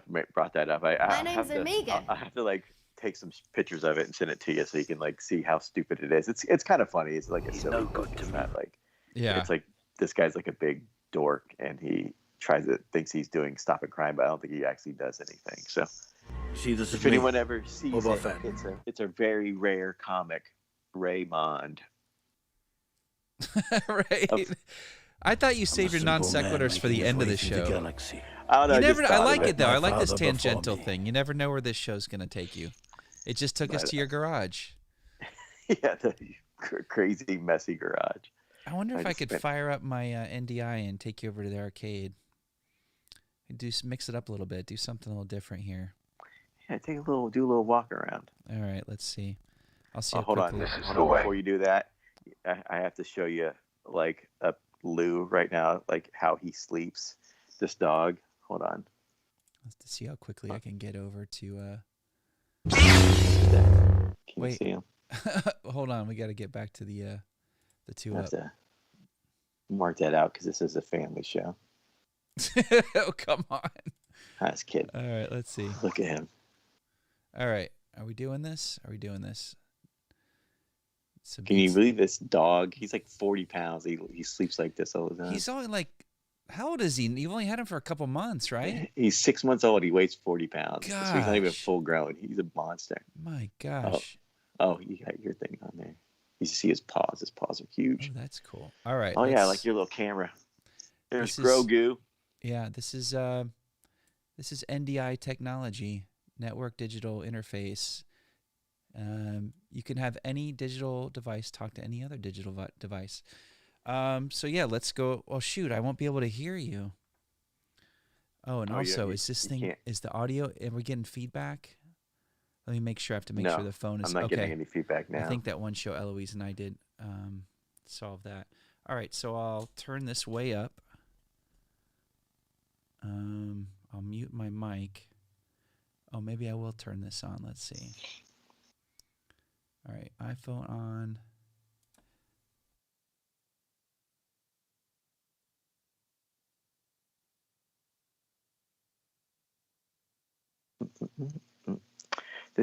We're going behind the scenes, folks.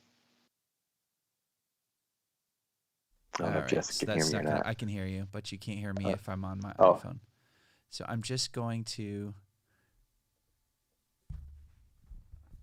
turn this up. Can you still hear me?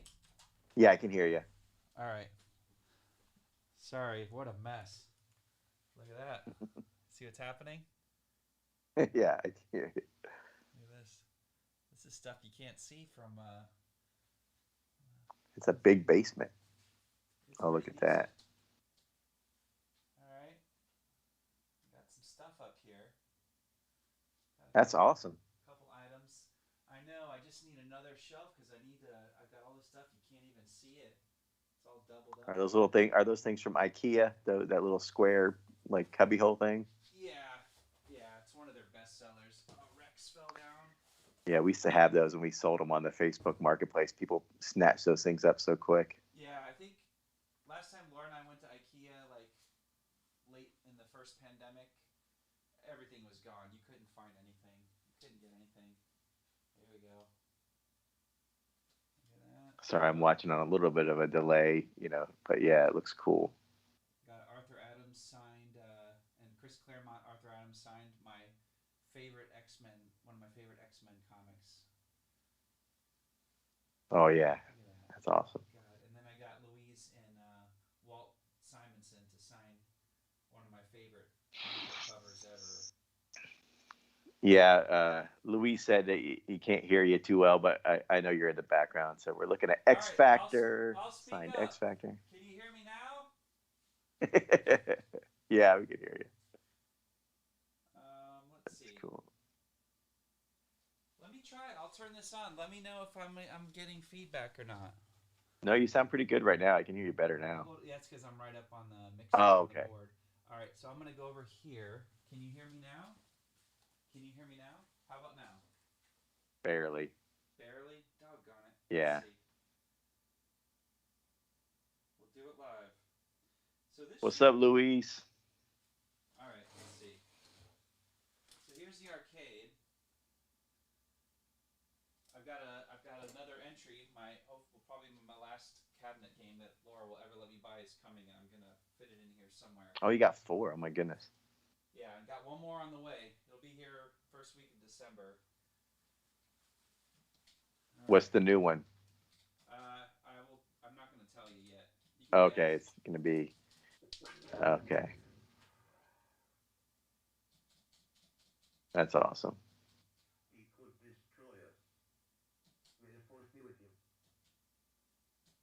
So the mic's not working, huh? Yeah, I can just hear you a little bit. Like it's like you're across the room or something. I bet I just have to.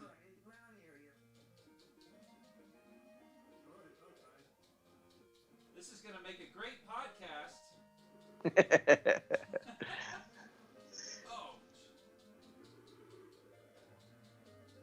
Yeah.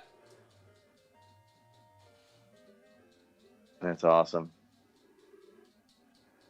For the podcast, Justin is playing the old school Star Wars arcade game.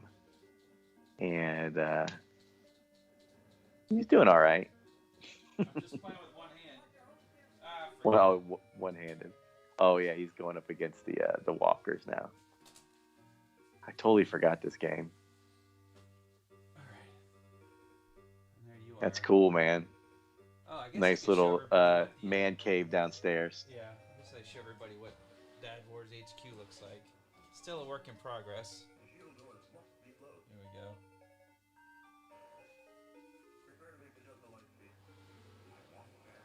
All right. There's the camera. That's cool. Yeah. I want to get a.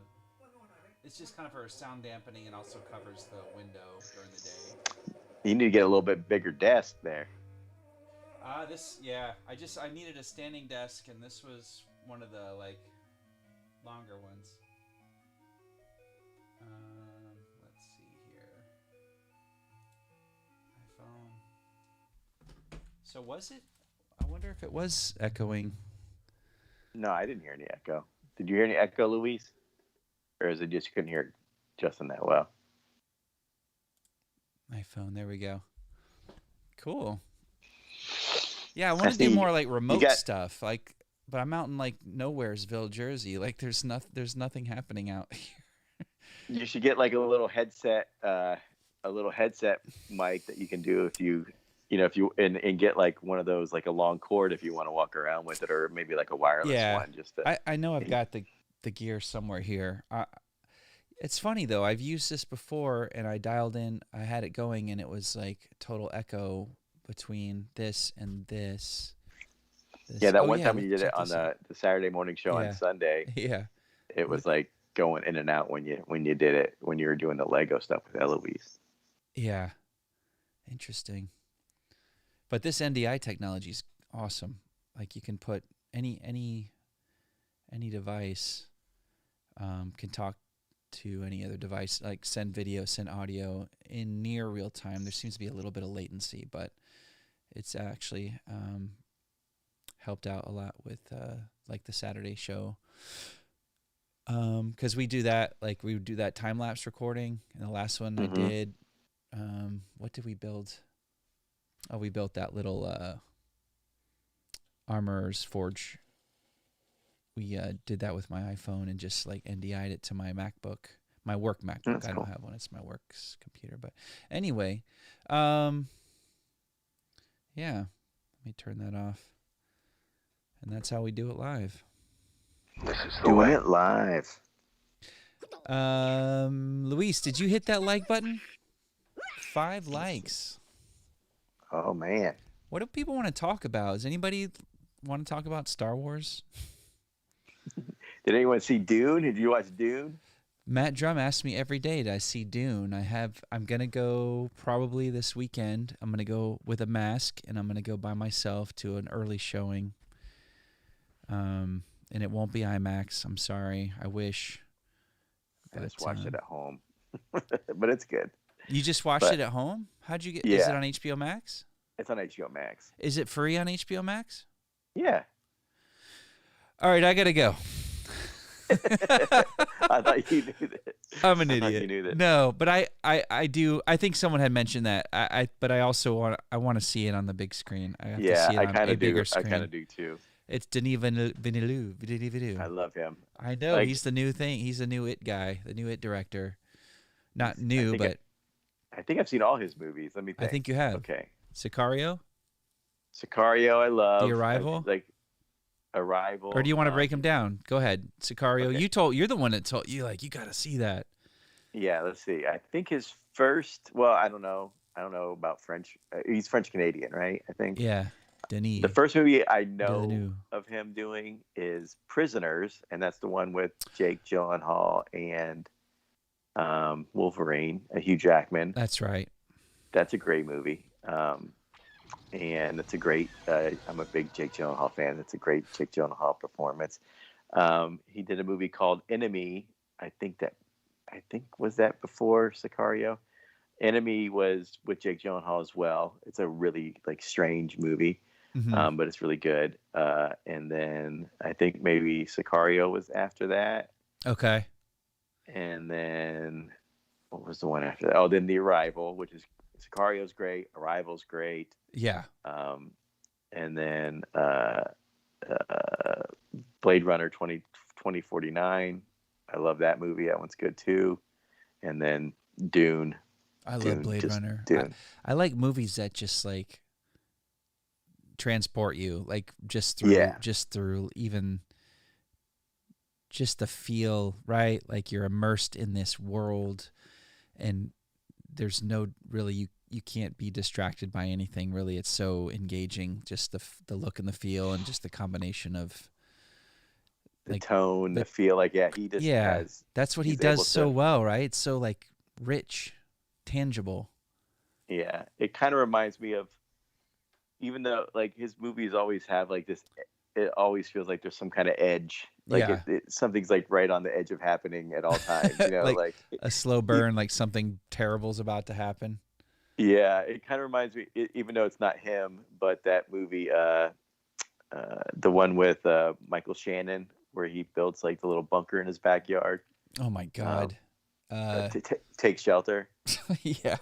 You know how intense that movie is. Yeah. Even though not a lot happens, it's just so you just feel uncomfortable, but in a good way. That whole movie, you kind of get that same kind of thing from that uneasy feeling. Yeah, but it's good. But it's it's something's you're watching his movies. You're watching something special. It's absolutely it's like an event. Nothing is done haphazardly. Everything he does is for a reason. Hold on a second. Nope. That's our voicemail. We got some new listener mail. Do you want to hear it? Yeah. Sorry, it just came through. Let's hear what's. I haven't listened to these yet. I'm not even kidding. Let's see. Hi, my name is Klaus. I'm calling. I'm a very big fan of the Dad's Wars, and I'm calling to see if you are going to ever at any point do a show about the true hero of the trilogy, which is Lobot, because he had no hair and he could do all the things to save Lando and all of the heroes, but there was no parade for Lobot, and I think there should be a Lobot parade. So I'm just. Would you sign my petition to have a Lobot parade, please, at maybe one of the Disneys or maybe somewhere else like a Six Flags? I think it's very important. Thank you. They're very important. Love the show. Oh, excellent. Klaus likes Lobot. Yeah, Klaus, put the link for your petition in the comments, and we'll definitely. I'm down with that. Let's see. Who else do we have? Got one more here. Hi, this is Josh. A big fan of your show, Dad Wars. I'm calling because I do impressions of Star Wars characters, and I'd be very happy to come on your show to do some of my amazing impressions. I'd like to do a few of them for you right now, just to give you a little platter, a taster platter of what I could do. This is Han Solo here.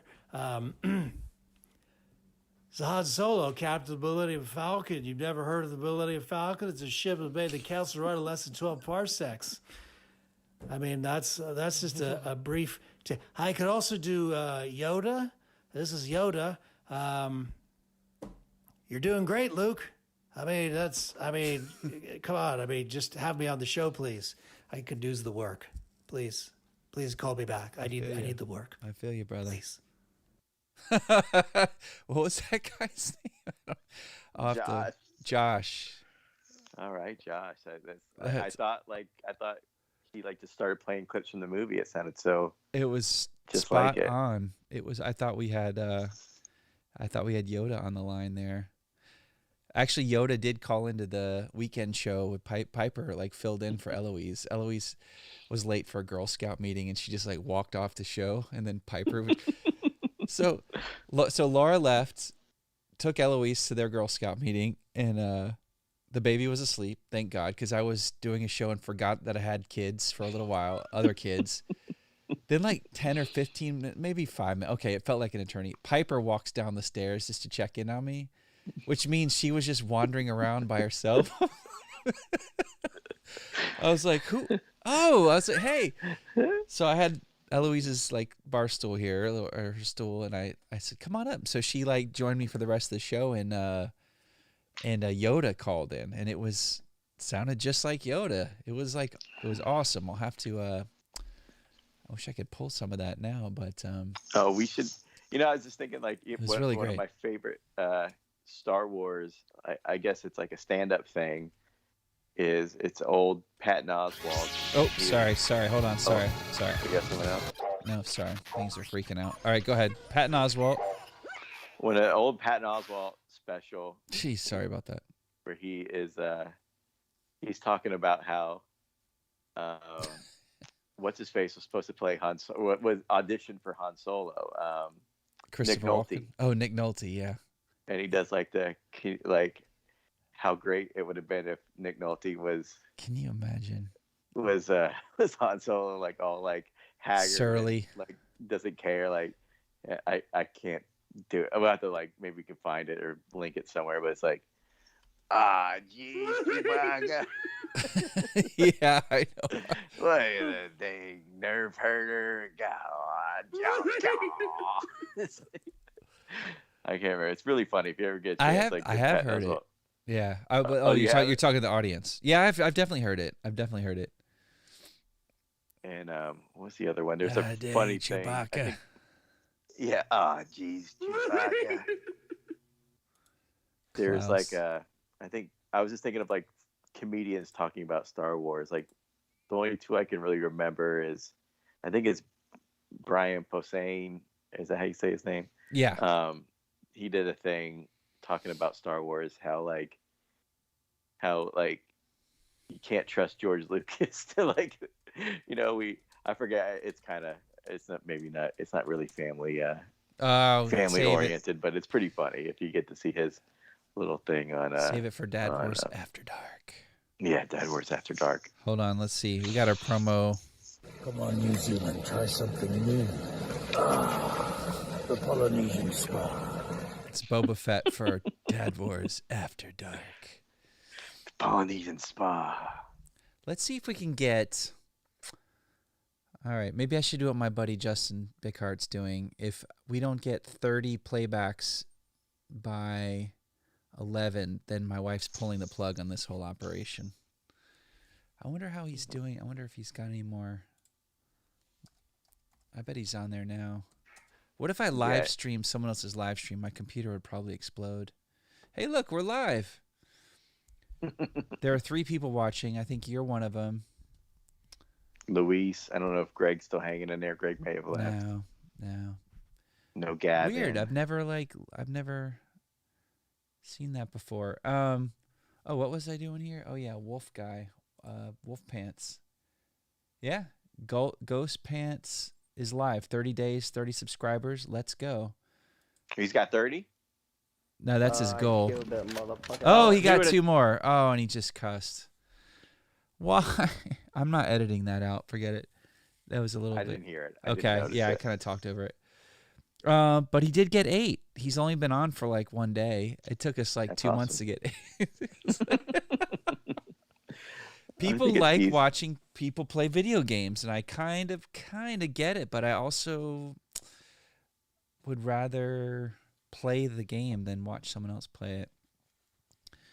You should do you should go play do a live stream of you doing the hanging out in my Star basement. Wars game. I had that. I swear, as I was watching him yesterday, I had the thought we could totally port into this. I could HDMI. I think. Yeah, I could broadcast in. We could do a Star Wars game, and there are lots of Star Wars games coming out, and there are lots of Star Wars games I haven't finished. Yeah, I could. I don't know if I could figure out how to do the. Dad Wars is on Twitch, but I've never really.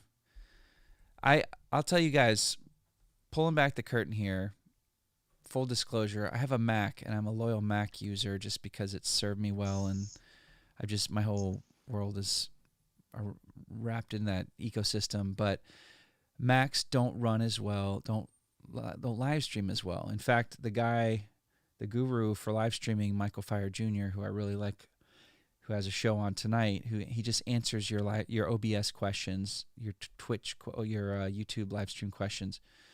He just says, don't mess with Macs. But I got it to work. I kind of got it to work. But you see Ray and Aaron, when they're on, they're always delayed slightly. So YouTube is the first and foremost place you want to do live streams. If you're doing more than gaming, because you're searchable and you'll get, YouTube is promoting live content more. So if you're live, you've got a better shot at getting traction than if I just went on Twitch and was talking about Star Wars. So with that in mind, I wish I could get a beefed up, maxed out PC, and I could throw it to YouTube and Facebook Live and Twitch. You could do that all at the same time. Throw out a much bigger net. Can't do it. That'd be fun if we could figure out how to do the pod race on here. You could just play the pod racing, and we could talk while maybe that'll get more people if you're playing. That would be interesting. And I don't know what I would need to get to hook my Xbox up. Yeah, if you could stream me playing, badly playing Knights of the Old Republic. Yeah. Lando. Oh. Brock. Thanks for reminding me. I want to get that Star Wars pinball. I have a Switch. Yeah. God, that's like the coolest. That's the coolest system I've had in a long time, and everybody loves it. But we don't get to play it enough because we have so much going on. But I will get that Star Wars pinball. I promise. It will happen. Stay alive no matter what occurs. I will buy you. I will buy you. Come on, New Zealand. Yeah, it would be. He said watching Knights of the Republic would be boring, it would be. It's kind of boring to play, but I mean it's fun. But it's like I think that's why I never got. I don't think that's why. I think that's why I never got through it, because it was just a lot of walking around. Isn't a lot of just wandering?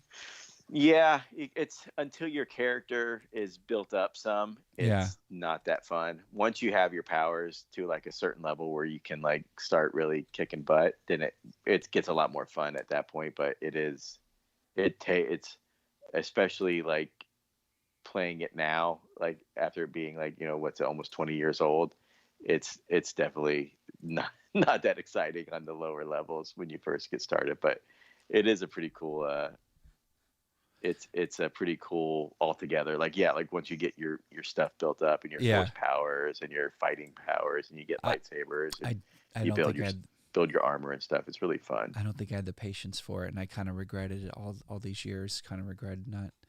Speaking of not that exciting, do you want to hear 10 facts you didn't know about Wedge Antilles? Yeah, why not? Because I knew like most all of these facts already. Oh shoot. Oh, all the stingers are turned on.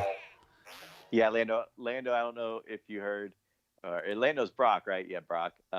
You blew his cover. I brought Knights of the Old Republic recently for the Xbox One, and I started playing it, but I want to actually play it again, because I like I said, I played it years ago, but I just want to see how far I can get it before I get bored with it. But I did just buy it maybe a month ago. I'm guessing Podcasting's Brock knows all these Wedge facts already, but let's just go through them real quick. He probably wrote this. Now, does our general audience of 3, does everyone know? Does everyone here know who Wedge Antilles is? Because he's pretty crucial to Star Wars. Like he was there for when the big stuff went down, and he was instrumental in like saving the galaxy at least on 2 occasions. He was born on Corellia. It is no surprise that Wedge came from Corellia, a planet in the core worlds known for their many shipyards. He spent his early years working in the fuel depot as a mechanic before eventually flying cargo ships out of busy Corellian ports. Han Solo is also a Corellian.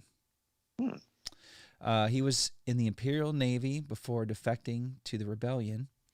Wedge did not get his flying experience from shooting womp rats in his T-16. In Season 3 of Star Wars Rebels, we see Wedge training to become a TIE fighter pilot at Skystrike Academy. Sabine Wren would go undercover to help him defect to the Rebellion. That was cool. Yeah. And his first on-screen appearance was in Star Wars Episode 4, A New Hope. In the Battle of Yavin, Wedge flew as Red 2, the X-Wing pilot who uttered the infamous, "Look at the size of that thing," Red 5 standing by. when the squadron first came upon the Death Star. Wedge and Luke were the only 2 of the Red Squadron to survive the Battle of Yavin. Wedge saved Luke's life by destroying the TIE fighter that was pursuing him after Red leaders' torpedo fire missed the reactor shaft. Wedge joined Luke and Biggs in the trench run for the reactor shaft. While providing cover for Luke, his X-Wing was hit and had to pull out of the trench run. Biggs would be killed by Vader, and we all know what happened with Luke's shot. Thanks to Han. Oh, so this is actually not... I thought they were going to have some stuff about the actor in there, but it's all Wedge stuff. Yeah, there is. Or maybe... Yeah. Oh, is there more down? Yeah. Wedge is instrumental in destroying the second Death Star in Star Wars Episode 6, Return of the Jedi. He joined Lando and the Falcon in destroying the reactor core of the second Death Star. Incidentally, he is the only X-Wing pilot to survive all 3 major battles shown in the original trilogy. He was also on Hoth. And I love his quotes on Hoth, the Battle of Hoth. Like he goes, "Hooah, that got him." That's one of my favorite. And he goes, "Good shot, Jensen." I love Wedge. I had a friend, like when I got out of high school, I was working at this grocery store in Sanibel for a little while. My buddy Anthony Kohler, we used to call each other Biggs and Wedge. Biggs was the guy with the mustache, right? Yeah, I can't remember. I think I was Biggs. I can't remember, but yeah. Let's see. Do you see Brock says his least favorite Wedge line is they're heading towards the medical frigate. That's his least favorite? I like that he has a least favorite. That's awesome.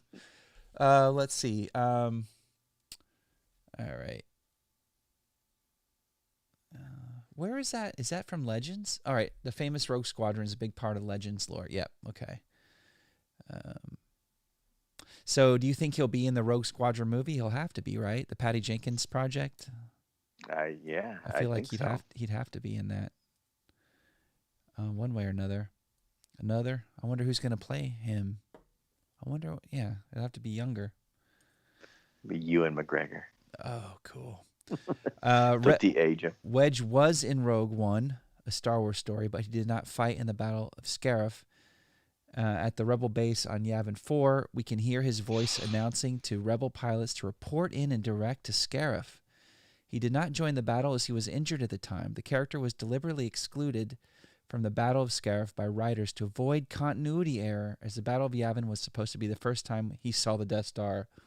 Look at the size of that thing. That's great. Isn't that great that they had the thought? His voice in there? Well, but to consider that he can't be in that battle. Yeah. Otherwise, it would have been great. It would have been great, like, fan service, but, and it would have just been great to fill out his character a little more, but the fact that it would have ruined that one little line. Wedge retired from military service and established a flight academy on Hosnian Prime after the Empire formally surrendered in 5 years after the Battle of Yavin. Between the events of Return of the Jedi and The Force Awakens, this was how Wedge spent his time. Poe Dameron was one of his best students. I can fly anything. He came out of retirement to join the fight against the last remnants of the Sith Empire. The novel Resistance Reborn. Laura actually got me that book, and it's sitting on my nightstand. She just got it for me recently. I think someone was giving it away on like swap on Facebook, and she like snagged it for me. So it's in my stack. That's cool. My nightstand stack. It details how Wedge becomes involved in the fight against evil in the final battle between the Resistance and the Sith during the Rise of Skywalker. He was manning one of the gun turrets on the Millennium Falcon piloted by Lando Calrissian. I just wish they didn't even have him in at that point. I dreamed he was going to be in The Force Awakens, and then I prayed he was going to be in The Last Jedi, and then he shows up in Rise of Skywalker. He's on the screen for about 3.5 seconds. Oh, really? And he looks like he's in like a utility closet, and they just like gave him like a bib to put on. And like I didn't even realize he was in it at all. Exactly. It's so like it's just like a Hail Mary for like fan service. Like it's the end of the movie. Like I love him. I wish, but you know what? He also didn't want anything to do with the sequels in the beginning. Do you remember that? I told Aaron this, and he didn't. I don't. Yeah. He said I remember you saying Star Wars is boring, is what he said. Like he didn't want anything to do with it. They should have had him. I mean, he's the only. Besides, like the main characters, he's the only one in all three. Yeah. Like original trilogy, they should have done everything they could. I mean, besides. Yeah, and he should have had to get him at least a little spot in each one, just to have him be there. So yeah. I don't know. Can you imagine if he was in like flying an X-wing alongside Poe, and like Poe is his like protege? Like, yeah. Whoa. You literally learn from the best. Yeah. Man, missed opportunity number whatever. Oh, Brock agrees. Yeah, it's like, so I was just offended at that point. I was just like, I don't even remember. I barely remember that scene they're even talking about. Like I was like, oh, Lando's in that movie. I have such a bad memories of that movie. Yeah. They did add a quick deleted moment back in. Okay. Return of the Jedi Special Edition at the end. So we got more Wedge. We got a Wedgie in the end. Wedge in the end. And then Dennis Lawson is Ewan's uncle. So there is Wasn't he in 1989 Batman? Or am I thinking of somebody else? Porkins was. I feel like he was too, though. You might be right. I feel like he was either either Bruce Wayne's dad that gets killed, or he's the dad that leaves the theater at the beginning. That looks like it's going to be, I don't know. Look it up. I don't know. He was not. Brock says he was not. I guess it's only Porkins was the one, is what I'm thinking of. Yeah, he hasn't done much. Let's see. He has done a lot, but most looks like lots of British television. Yeah. Mm-hmm. No, it's just Porkins, Jeb. Yeah. Oh yeah, and we said he passed away too, right? Didn't Porkins pass away? Yeah. Yeah, that sucks. Eckhart, sir. Hey, Jack, think about the future. What future? When you run things, you're an A1 nut boy, and Grissom knows it. All right, so and then we'll wrap it up. I just wanted to get your take because Eloise and I went through these. Well, Piper and I did too the other morning. The Hasbro PulseCon.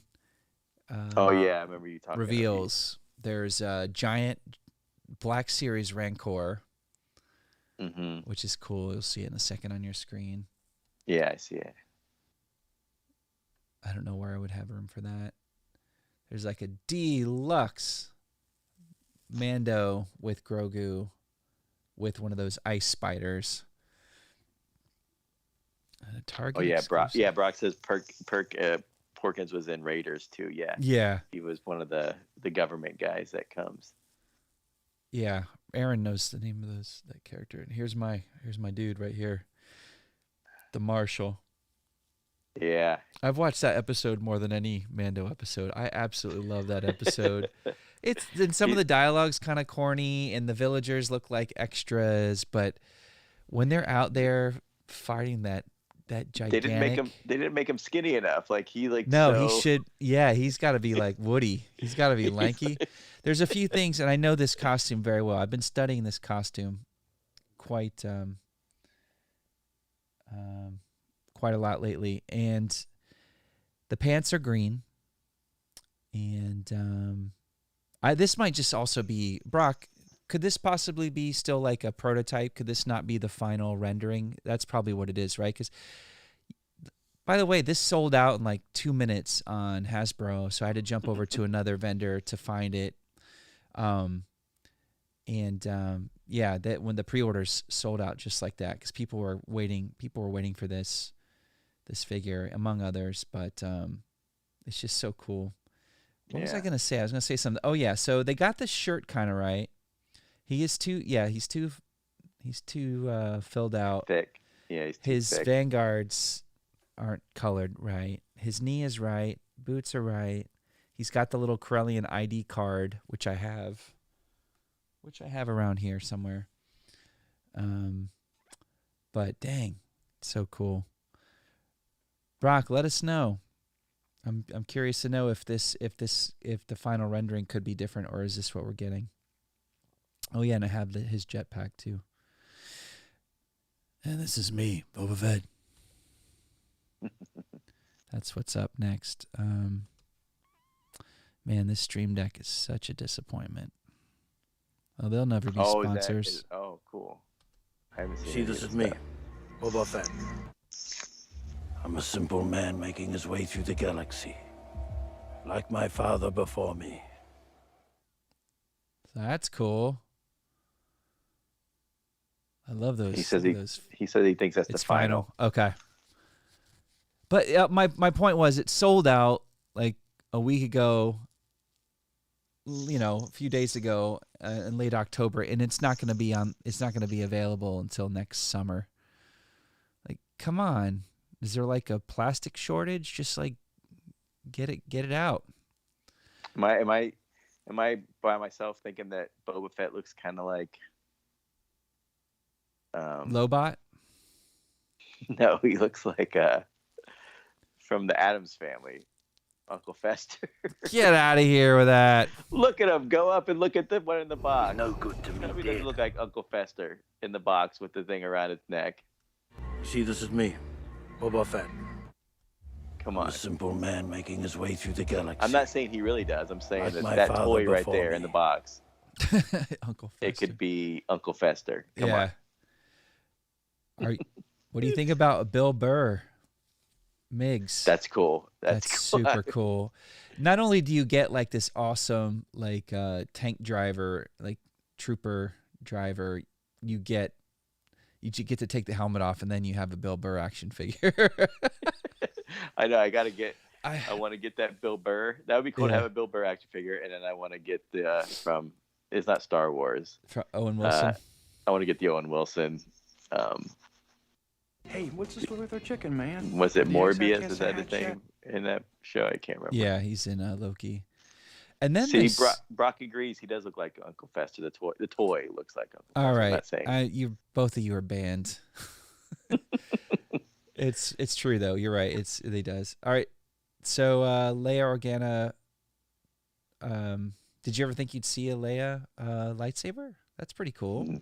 Yeah, that's neat. That's is that the cool. telescoping one, or is that just the regular one? It's just as good as Hasbro can get it.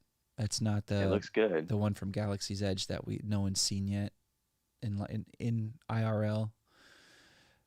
So it looks cool though, right? I'm like, you know what? Yeah. When is that available, Brock? We just need to have Brock on the show. He had to work late tonight. Brock, when is this one available? Don't make me. Oh, it says right there, spring 2020. Wait, hold on. Fall. Spring 20. Next fall. For what? Next fall, the Leia lightsaber. Oh, well, I'm not gonna get it anyway, but I would for the girls. I think it'd be cool to oh have. yeah, that'd be cool to have. Yeah. So what you're gonna see in a second is like some, and it's gonna be a Disney Parks exclusive. I think both of these sets are. Yeah. I would carry these home in my luggage if they were available. Oh yeah, I would definitely get that. You get a Babu Frick. Look at that.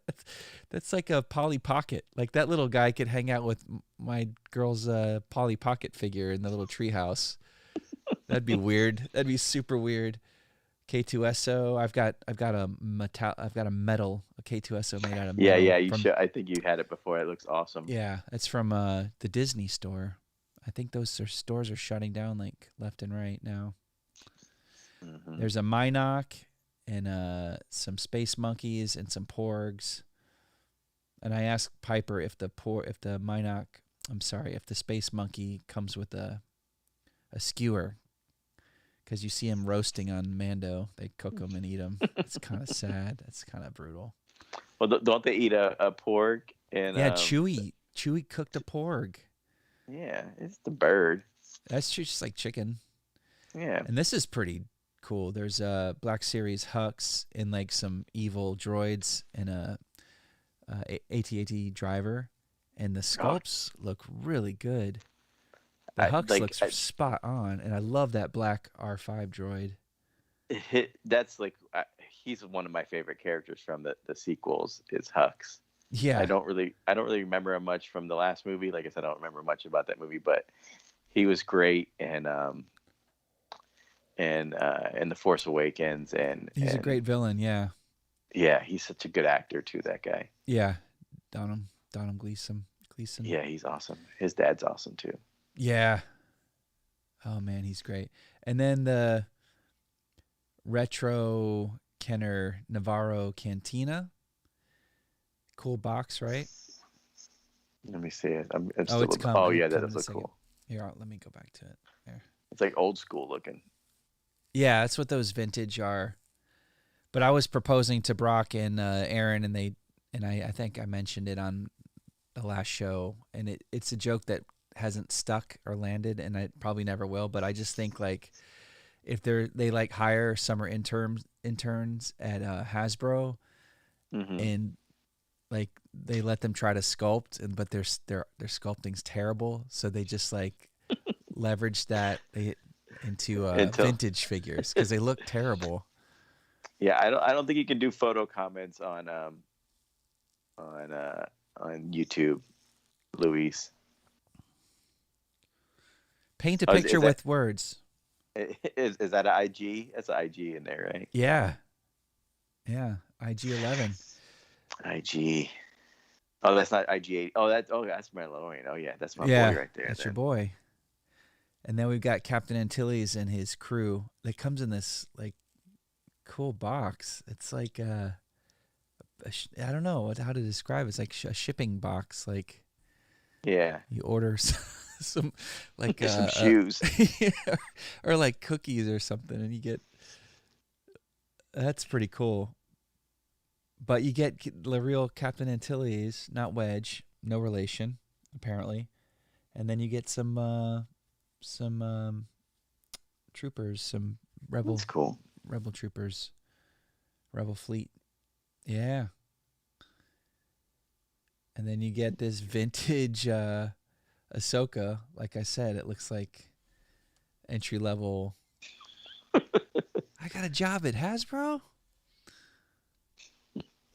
Are they trying to make her look more like? I think they're eventually going to morph her into a full-on Rosario Dawson. Yeah, were they trying to like?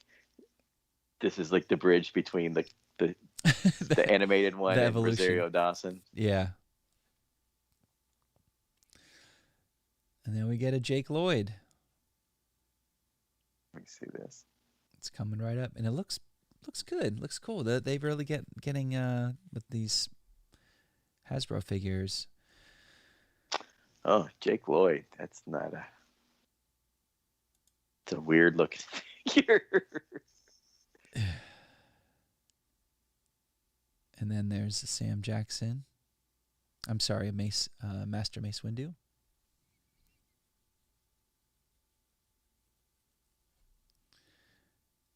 And as I told Piper, this is Kenny Loggins coming right up. You're going to see in a second, Ray.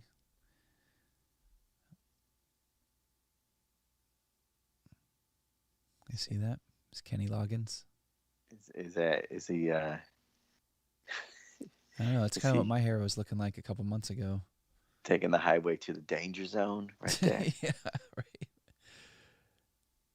I don't know. I don't think I have any vintage collection, and I don't think I'm going to start. I think they're going in the wrong direction. If you're going to go vintage, go full vintage. Like, take the articulation away. Don't get the sculpts right at all. Yeah, the Brock is right. The robes look all way too big. Yeah, and if you're going vintage, it should be plastic. Like, I thought that's what they were doing in the beginning with the vintage characters, but now they're going back to material. I don't know. What do I know? And then there's another card. There's a carded Mando. I got to get that 6-inch Black Series though. I have like 3 variations of his figure, but this is the way. Yeah. That's a vintage. Oh, that looks more like a Black Series figure. That looks good. The Mando looks cool. Yeah, that looks sharp. That doesn't look like a vintage. And then get Hulu, Disney Plus, and ESPN. Get the bundle. All right. I was gonna do that, but the Hulu is like the Hulu with commercials. They don't give you the option to do what? Hulu commercial free. I'm pretty sure. Brock, it's regular Hulu. I tell you what. I was gonna do that before, and it was like, oh no, you can't, because I had the Hulu without commercials. Like, oh, I wonder if I can just upgrade and add the Disney Plus to it, and it was the Hulu with commercials, not commercial free. That's a step in the wrong direction. I have had Hulu without commercials for years. I would never have it any other way. Yeah. Same with YouTube, by the way. I pay like whatever, $5, $6, $7 a month. Oh, you do. Oh my gosh. I mean, I'm on it. Have all the commercials. I watch it more than like Netflix, but all those commercials are gone. Maybe that's new, Brock. Because I remember when it first came out that it was only the Hulu with commercials, but maybe they've updated it. Yeah, they had to have figured that out. But they're showing me every time I clicked a video, every time. And I think if you hit thumbs down, like if you like vote down an ad, I think they're like, okay, we got one. Let's just ram it down his throat like till he buys YouTube Plus or YouTube Red or whatever it's called. So I thumbs down these two hillbillies walking in talking about T-Mobile. It was just the worst thing ever. It was like for 2 months, and I finally just said, all right, I gotta. And it was kind of around the time I was doing this, so I was on here all the time. I was like, all right, I gotta try it without. And you can also, like, in the car, you can have YouTube playing on your phone and then turn off the app, and then like I can still hear what's playing. Oh, okay. Like when on your phone now, if you watch YouTube, you swipe away from it, it cuts off. It shuts off. Yeah. Someone probably has a hack to fix that though, but. So yeah, Brock, I'm inviting Brock. I want him to come on the show on a weeknight. We can do like a what I'm called Tuesday or Thursday detonator, and just I need to get up to speed on these vintage toys. Okay, all right. So now we're at Brock's hawking Hulu. Yeah, so like I said, I was gonna do that, but then when I looked, was the same. But yeah, maybe I should have. Oh, I didn't take it to that next level. He wanted to speak to their manager. Let's see. Crowdfunding campaign for the Star Wars. Are people crowdfunding toys? Mm-hmm. Like, aren't we already paying for enough stuff? Like, we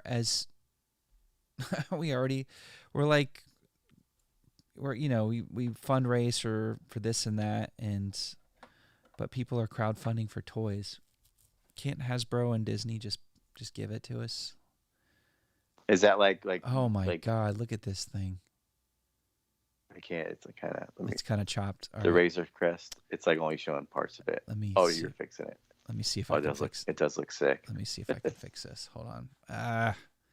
The screen is really wonky.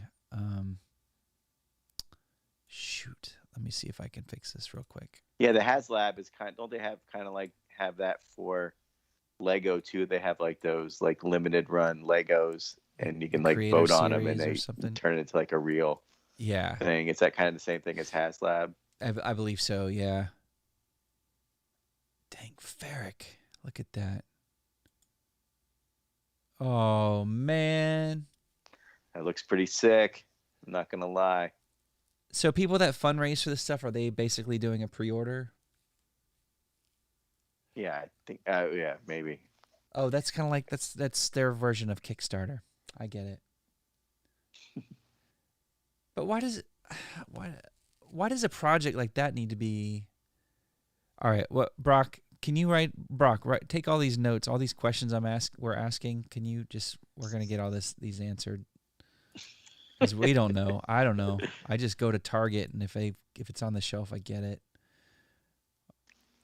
Gosh. That looks awesome. I told you the week that I put together the Lego Star Wars Razor Crest, like that week was when the episode of the tragedy happened, and they blew it out of off the map. I did see someone posted that a friend of theirs was like a big Star Wars, some comedian, and I guess their friend was a comedian too. Like built that laser or Falcon Crest is what I want to call it. The Millennium Falcon Crest, the Razor Crest, the laser crest. Pew, pew. Yeah, he built it and was like He was like walking around I don't know if it was set up or if he really did drop it, but he was like they said he just spent 5 hours building it and was like walking around a room pretending to fly it, and he dropped it and it went to like 1,000 pieces. Oh my God. Yeah, poor guy. If it wasn't on, I don't know if it was a setup or not. All right, let's see. I know I've seen someone chuck like a full-on Star Destroyer Lego off of a second story like loft into the first floor, and it shatters in slow motion. This is where the fun begins. Didn't Rosario Dawson confirm that the one guy was going to play Ezra? Right. What if she's just like, this is all BS, like all of it? Yeah. They know. And we still don't know if that's. They never announced that except for by her. But I've seen the article everywhere. Like, I guess you have to really read really read the article. She's great. She's in that Dope Sick show on Hulu about Oxycontin. She's in that show. It's a good cast on that show. Yeah. All right. Well, I think we've covered all the news. We've had some fun. We've had some laughs. Oh yeah. I think Louis sent me something on Insta. I'll check. Yeah, thanks, Louis. I'll check in a little bit. Uncle Fester. I hope you tag Dad Wars when you do that. How many likes do we get? Remember, Laura's going to pull the plug on this whole operation unless I can get, I was going to say 30 playbacks. We got 27. Yeah. Man, this is an uphill climb, but we're having fun all the way. Yeah, man. It's like climbing Mount Everest, but you've got like your phone with you, so you can like stay entertained. Look at this. Now I'm looking at data analytics. Folks, this is what it's all about. Should I do my We'll get there. Oh, yeah. Oh, wait. We missed Jar Jar. Where's Jar Jar? Jar Jar Black series. All right, yeah, sorry. I didn't get to scroll all the way down. Incinerator Trooper. Oh, that's from Mando. Brock, we were talking about the legit Ezra armor. Aladdin beat the guy who played Aladdin being Dark Ezra, Ray. but it's we don't know if that's ever been. I don't think we were saying that's never been confirmed by Lucasfilm. And then I guess the guy from Midnight Mass, how you say Raul Corgi? Yeah. He I don't know if you saw Midnight Mass, Brock, but he's like a really good actor who was in that show. And some people want him to play Ezra as well. I think he would have to be like a little bit older Ezra, but yeah, he would do a good job. But like, I'd be happy with either of those guys, or anybody, as long as they do a good job. Let's see some live action, some more Jedi on the screen. But they haven't confirmed it, except for Rosario Dawson saying something on Twitter that it was going to be the one Aladdin kid. So we'll see. Oh, that Boba looks pretty awesome. Yeah. That Han looks great too. Gosh, Brock, are you gonna buy it? You're gonna buy all this stuff, aren't you? You're gonna get all of it. I bet he is. I just have to look. I just look at it. I can't get it. I have to look at it. I could get it, but I'd get in trouble. Yeah, it looks good. That stuff all looks awesome. Never ends. Oh, is that the Christmas stuff? Oh my God, the Christmas stuff is crazy. There was such a moment. Not a moment. I think we're coming out of it when a lot of the Star Wars vloggers on YouTube were making fun of Star Wars and Hasbro and Disney because like Rose Tico figures were just like dissolving, were like rotting on the shelves, just like, and like Star Wars toys weren't moving. But I feel like they're moving again. I feel like there's been some course correction. I have that Boba too. I was actually looking at it, saying I should get it, and I just realized I have it sitting. It's out of the box, so I ripped it right out of the box. But I feel like they're making a comeback. These Black Series figures are incredible. And then there's like the next level, Hot Toys, that's the rich man's game there. Where they do like the perfect like 3D sculpts of the actors' faces, and it's incredible. But they also I feel like they have an issue with like diverse characters. They're not making a lot of the characters that are like the non-ethnic characters for Hot Toys, and I just clued into that watching some other vloggers who are really into the Hot Toys. So they rip on. It's almost like by the end of it, I was watching this live stream, and I'm like typing in like petition. Let's do this. Like you guys petition Hot Toys. Don't buy another figure because the whole panel is like 6 toy collectors, and they're like, and there hasn't been a Mace figure, and there hasn't been a where's Lando, and where they're naming all these characters that Hot Toys hasn't made. Don't quote me on it. I might be missing which exact specific characters, but these people were all worked up. They got me all worked up, and then they go, all right, let's turn the page. All right, now we've got this is the new from Black Widow, whatever Black Widow's sister, that character. This is the new Hot Toys, Black Widow dropping so-and-so. And everyone's like, oh my God, it's incredible. I'm like, and then they went around the panel like, oh yeah, I'm definitely getting that. Oh, they've got my money. I'm like, wait, weren't you guys just saying Hot Toys are like discriminatory? Like, what are you doing? And then one of the other people that was in the chat that's like apparently knows them and is in there. It was my first time, and they're like, calm down, bro. They told me to chill out.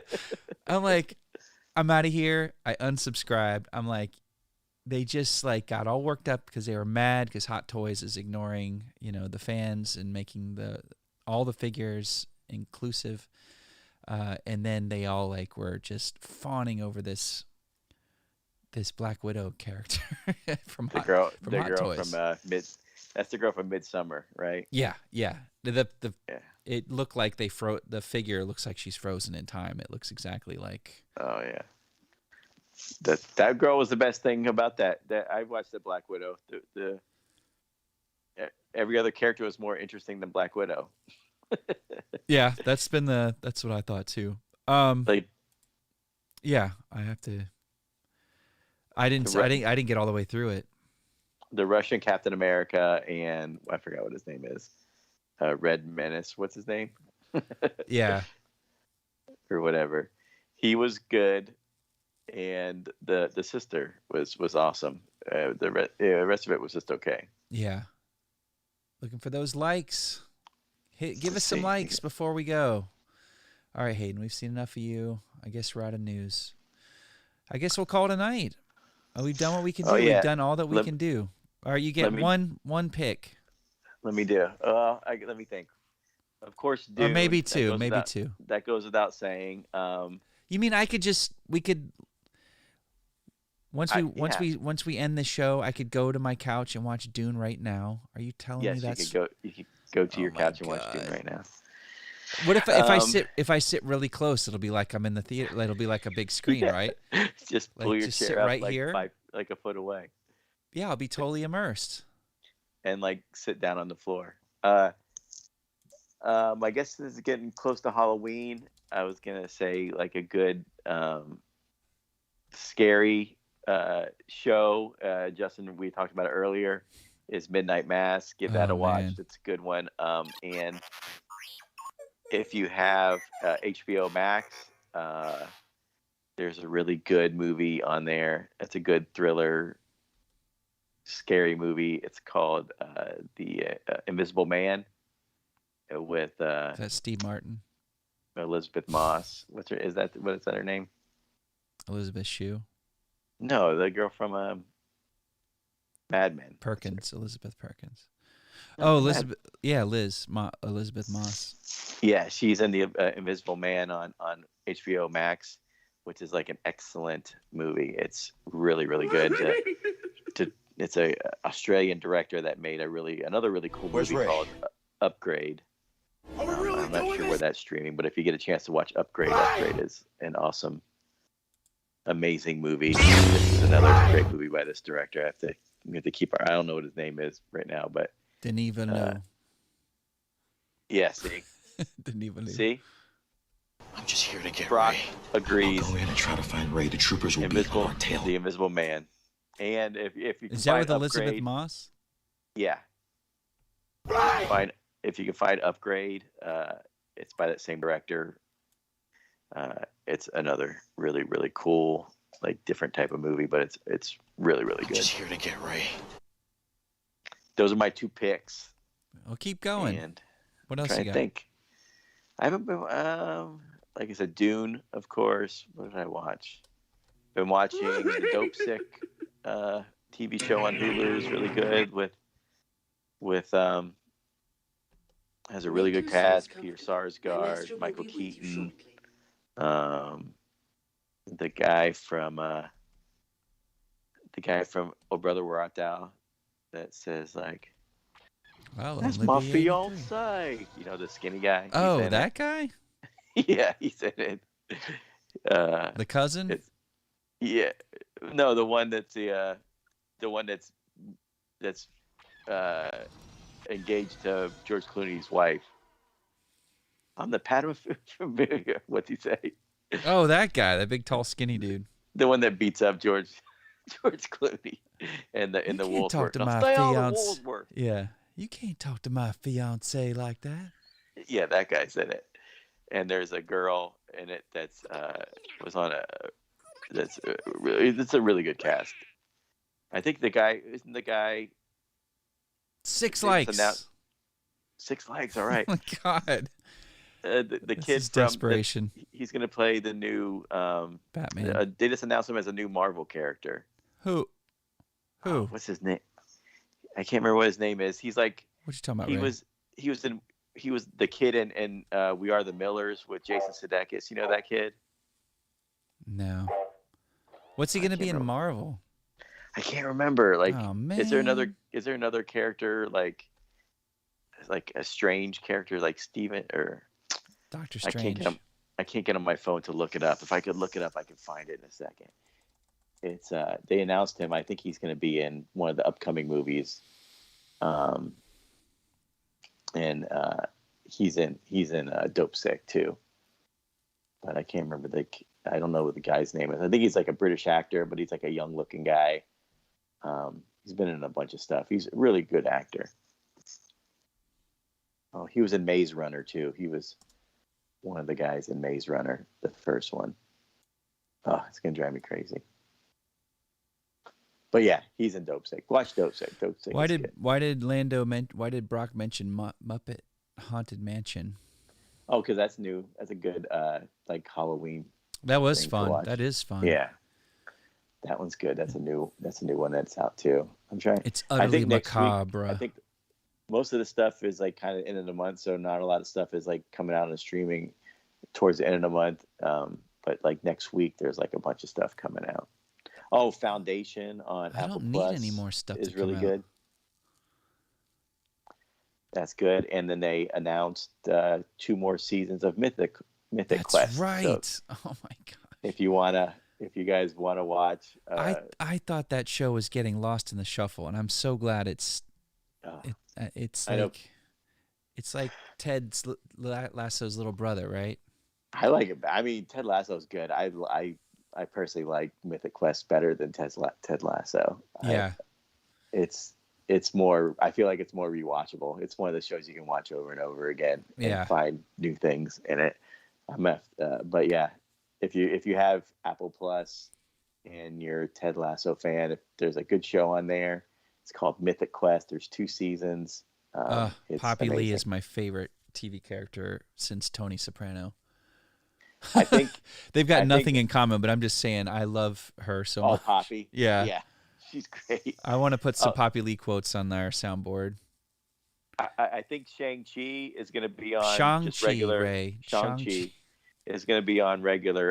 It's going to be on Disney Plus for no purchase if you have Disney Plus. It's going to be Disney Plus Day is November 12th. Shang-Chi and Jungle Cruise, will be available to watch as part of your service. And we will do. I can't wait because I don't want to pay for it. All right, so real quick, let's do a little housekeeping.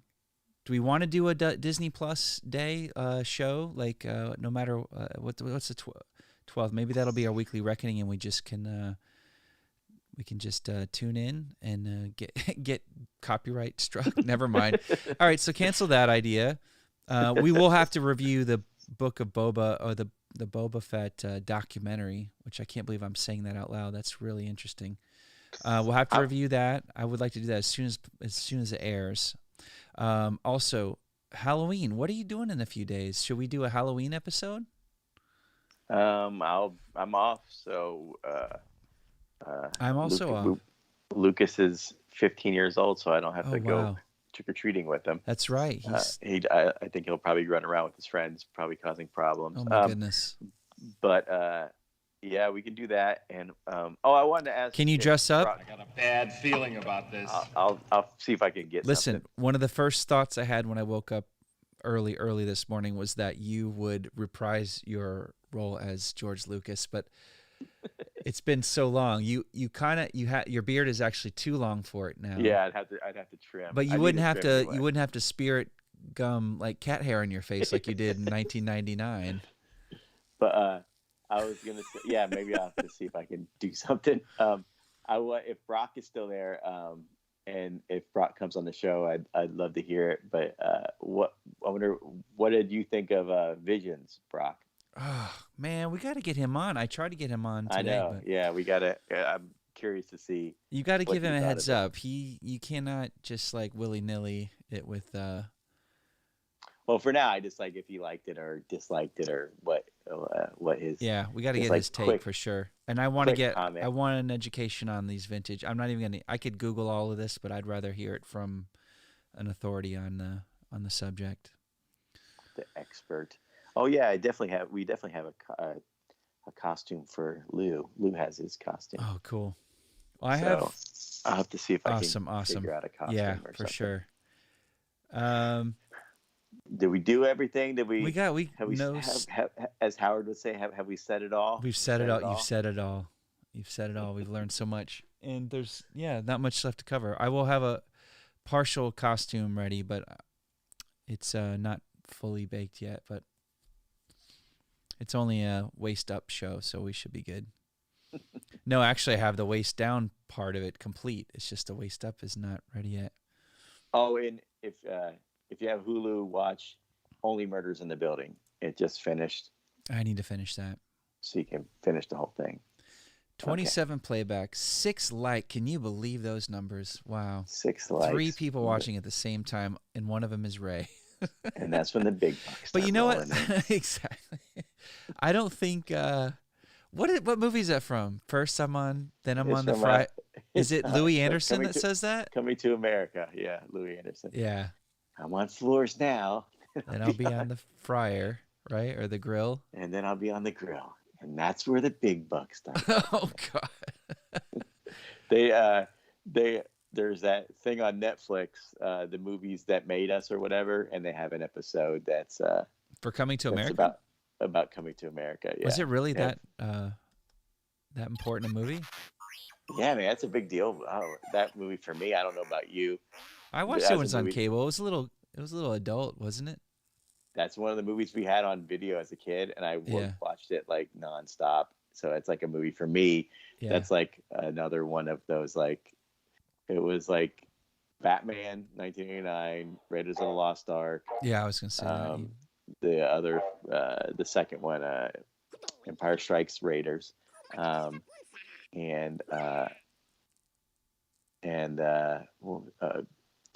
what's the one with Patrick Swayze?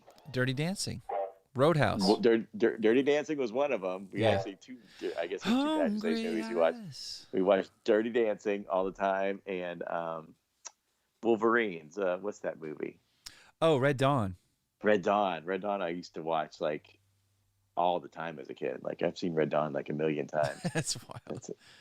So those are like the movies that. Yeah. Oh, and what about Big Trouble in Little China? Lost Boys. That was for you. Huge. Was that one of the ones that you watched all the time as a kid? I watched it a few times, but it wasn't one that we had on video. Kiefer Sutherland. Worms, Michael. Worms. You're eating worms. How do they taste? It wasn't. What? It wasn't one of those ones that we watched all the time. Well, you're a blood-sucking vampire. My big brother's a blood-sucking vampire. We had Ghostbusters on VHS.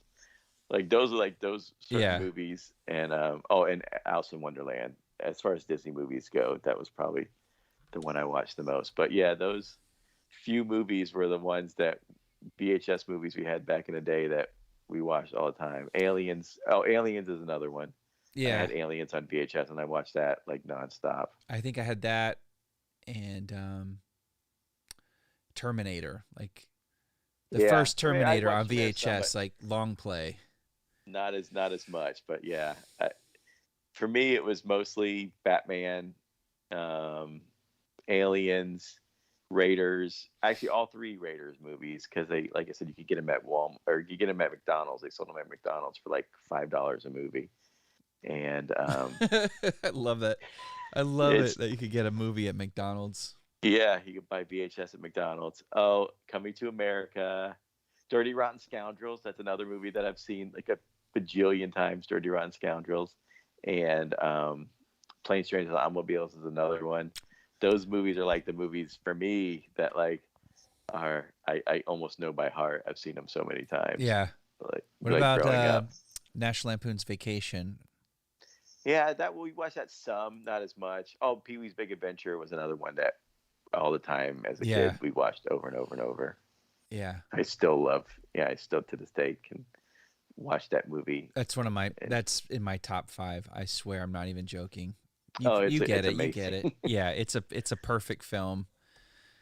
It's just and the soundtrack and it's so good. It's iconic. It's so good.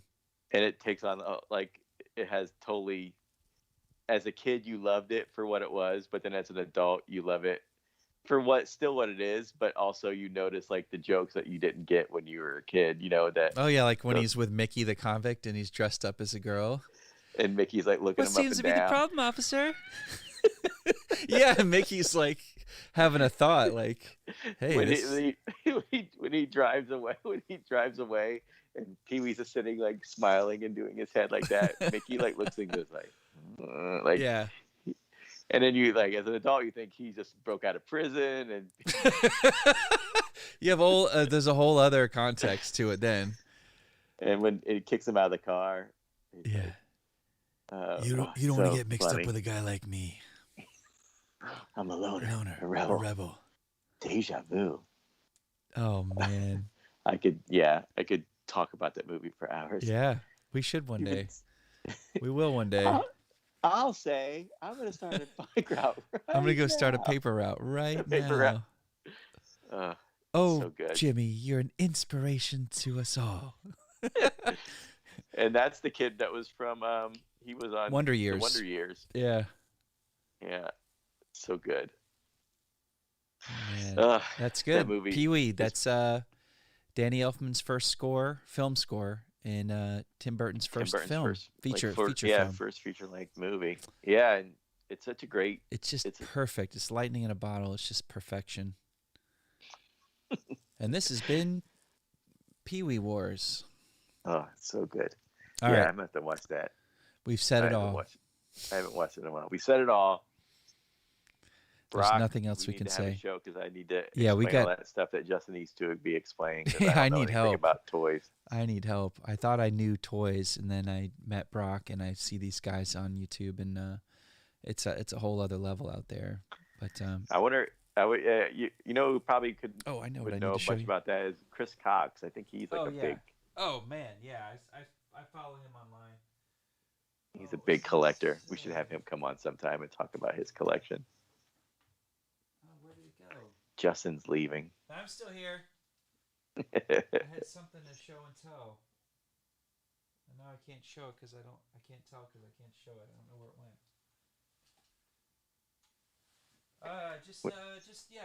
Keep talking. Oh, whenever you like leave and walk away, I don't know if you can hear me, but when Imus like quit, you know, he did like his final show. He had like this like send off where he played like some rock song, and then he like acted like he like slammed his headphones down and like walked off the show for the last time. Oh, and wow! Howard like made fun of it, and they actually found that the noise that he used for him like slamming his headphones down was like a stock noise that wasn't even real. Get out of here! Yeah. It's why? Because he has like no energy because he's like 85 years old. He's like, I'm leaving the show and I'm getting out of here. And then like when he gets up, it's like he slapped the mic and there's like feedback and like noise. And then Howard like you know because Howard hated the bitter end. Yeah. Yeah. Howard was like talking about like how stupid it was, and then Fred actually found the sound drops that he used. He's like identical. He just had Fred's like a genius, so Fred like looked up and found like the noise and like played it, and it's the exact noise to make it sound like he was like slamming his headphones down and knocking the mic over. And Fred found the noise that he used that was like all like pre-done, and it wasn't spontaneous at all. It was all set up to make it look that way. If I can find that little clip on YouTube, I'll send it to you. It's really funny. Wasn't did Imus die? Didn't he? Yeah, he died like within the past year or two. Oh my I think. God. Yeah. All right. On that note. That happy note. Gee whiz. Do we have anyone? Gee whiz. No, everyone left. Everyone left. We talked about Don Imus and everybody bailed out on us. That's okay. Yeah. It had to end some way. Yeah, you should. If you can find that noise, you should do that whenever Aaron walks off. Yeah. All right, buddy. Which he does all the time. Hold on, this is not hanging up a call here. We gotta end like professionals here. All right, so yeah, get at your latest issue of Raymond. If you're watching this in the rerun, you missed a real party, but maybe not. So yeah, please hit the like button, press it, depress it, smash it. We could use the attention. We really need attention. Oh, someone came back and is watching us again. Oh, why would they at this point? It's too late in the evening. It's almost midnight, Ray. Oh, this is our longest show ever. Later, Luis, and watch Squid Games. That's another one too if you haven't watched it. Yeah, of course everybody has, but it is actually pretty good. Oh yeah. All right, later, Luis, and we will see you guys this weekend. Eloise and I are putting together an ATST, and I'm really looking forward to it. And maybe we'll do a Halloween show. We'll see. Oh yeah, we have to do a Halloween show. He never left. Yeah, see, it says concurrent viewers, and I don't trust these numbers quite so much. But now I'm just trying to find a way out of this show. How do I get out of here? Just say goodbye. How about this? May the force be with you. Bye for now. Bye. This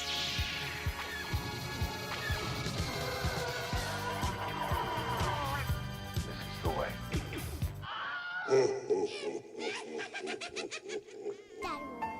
To create images is always a challenge.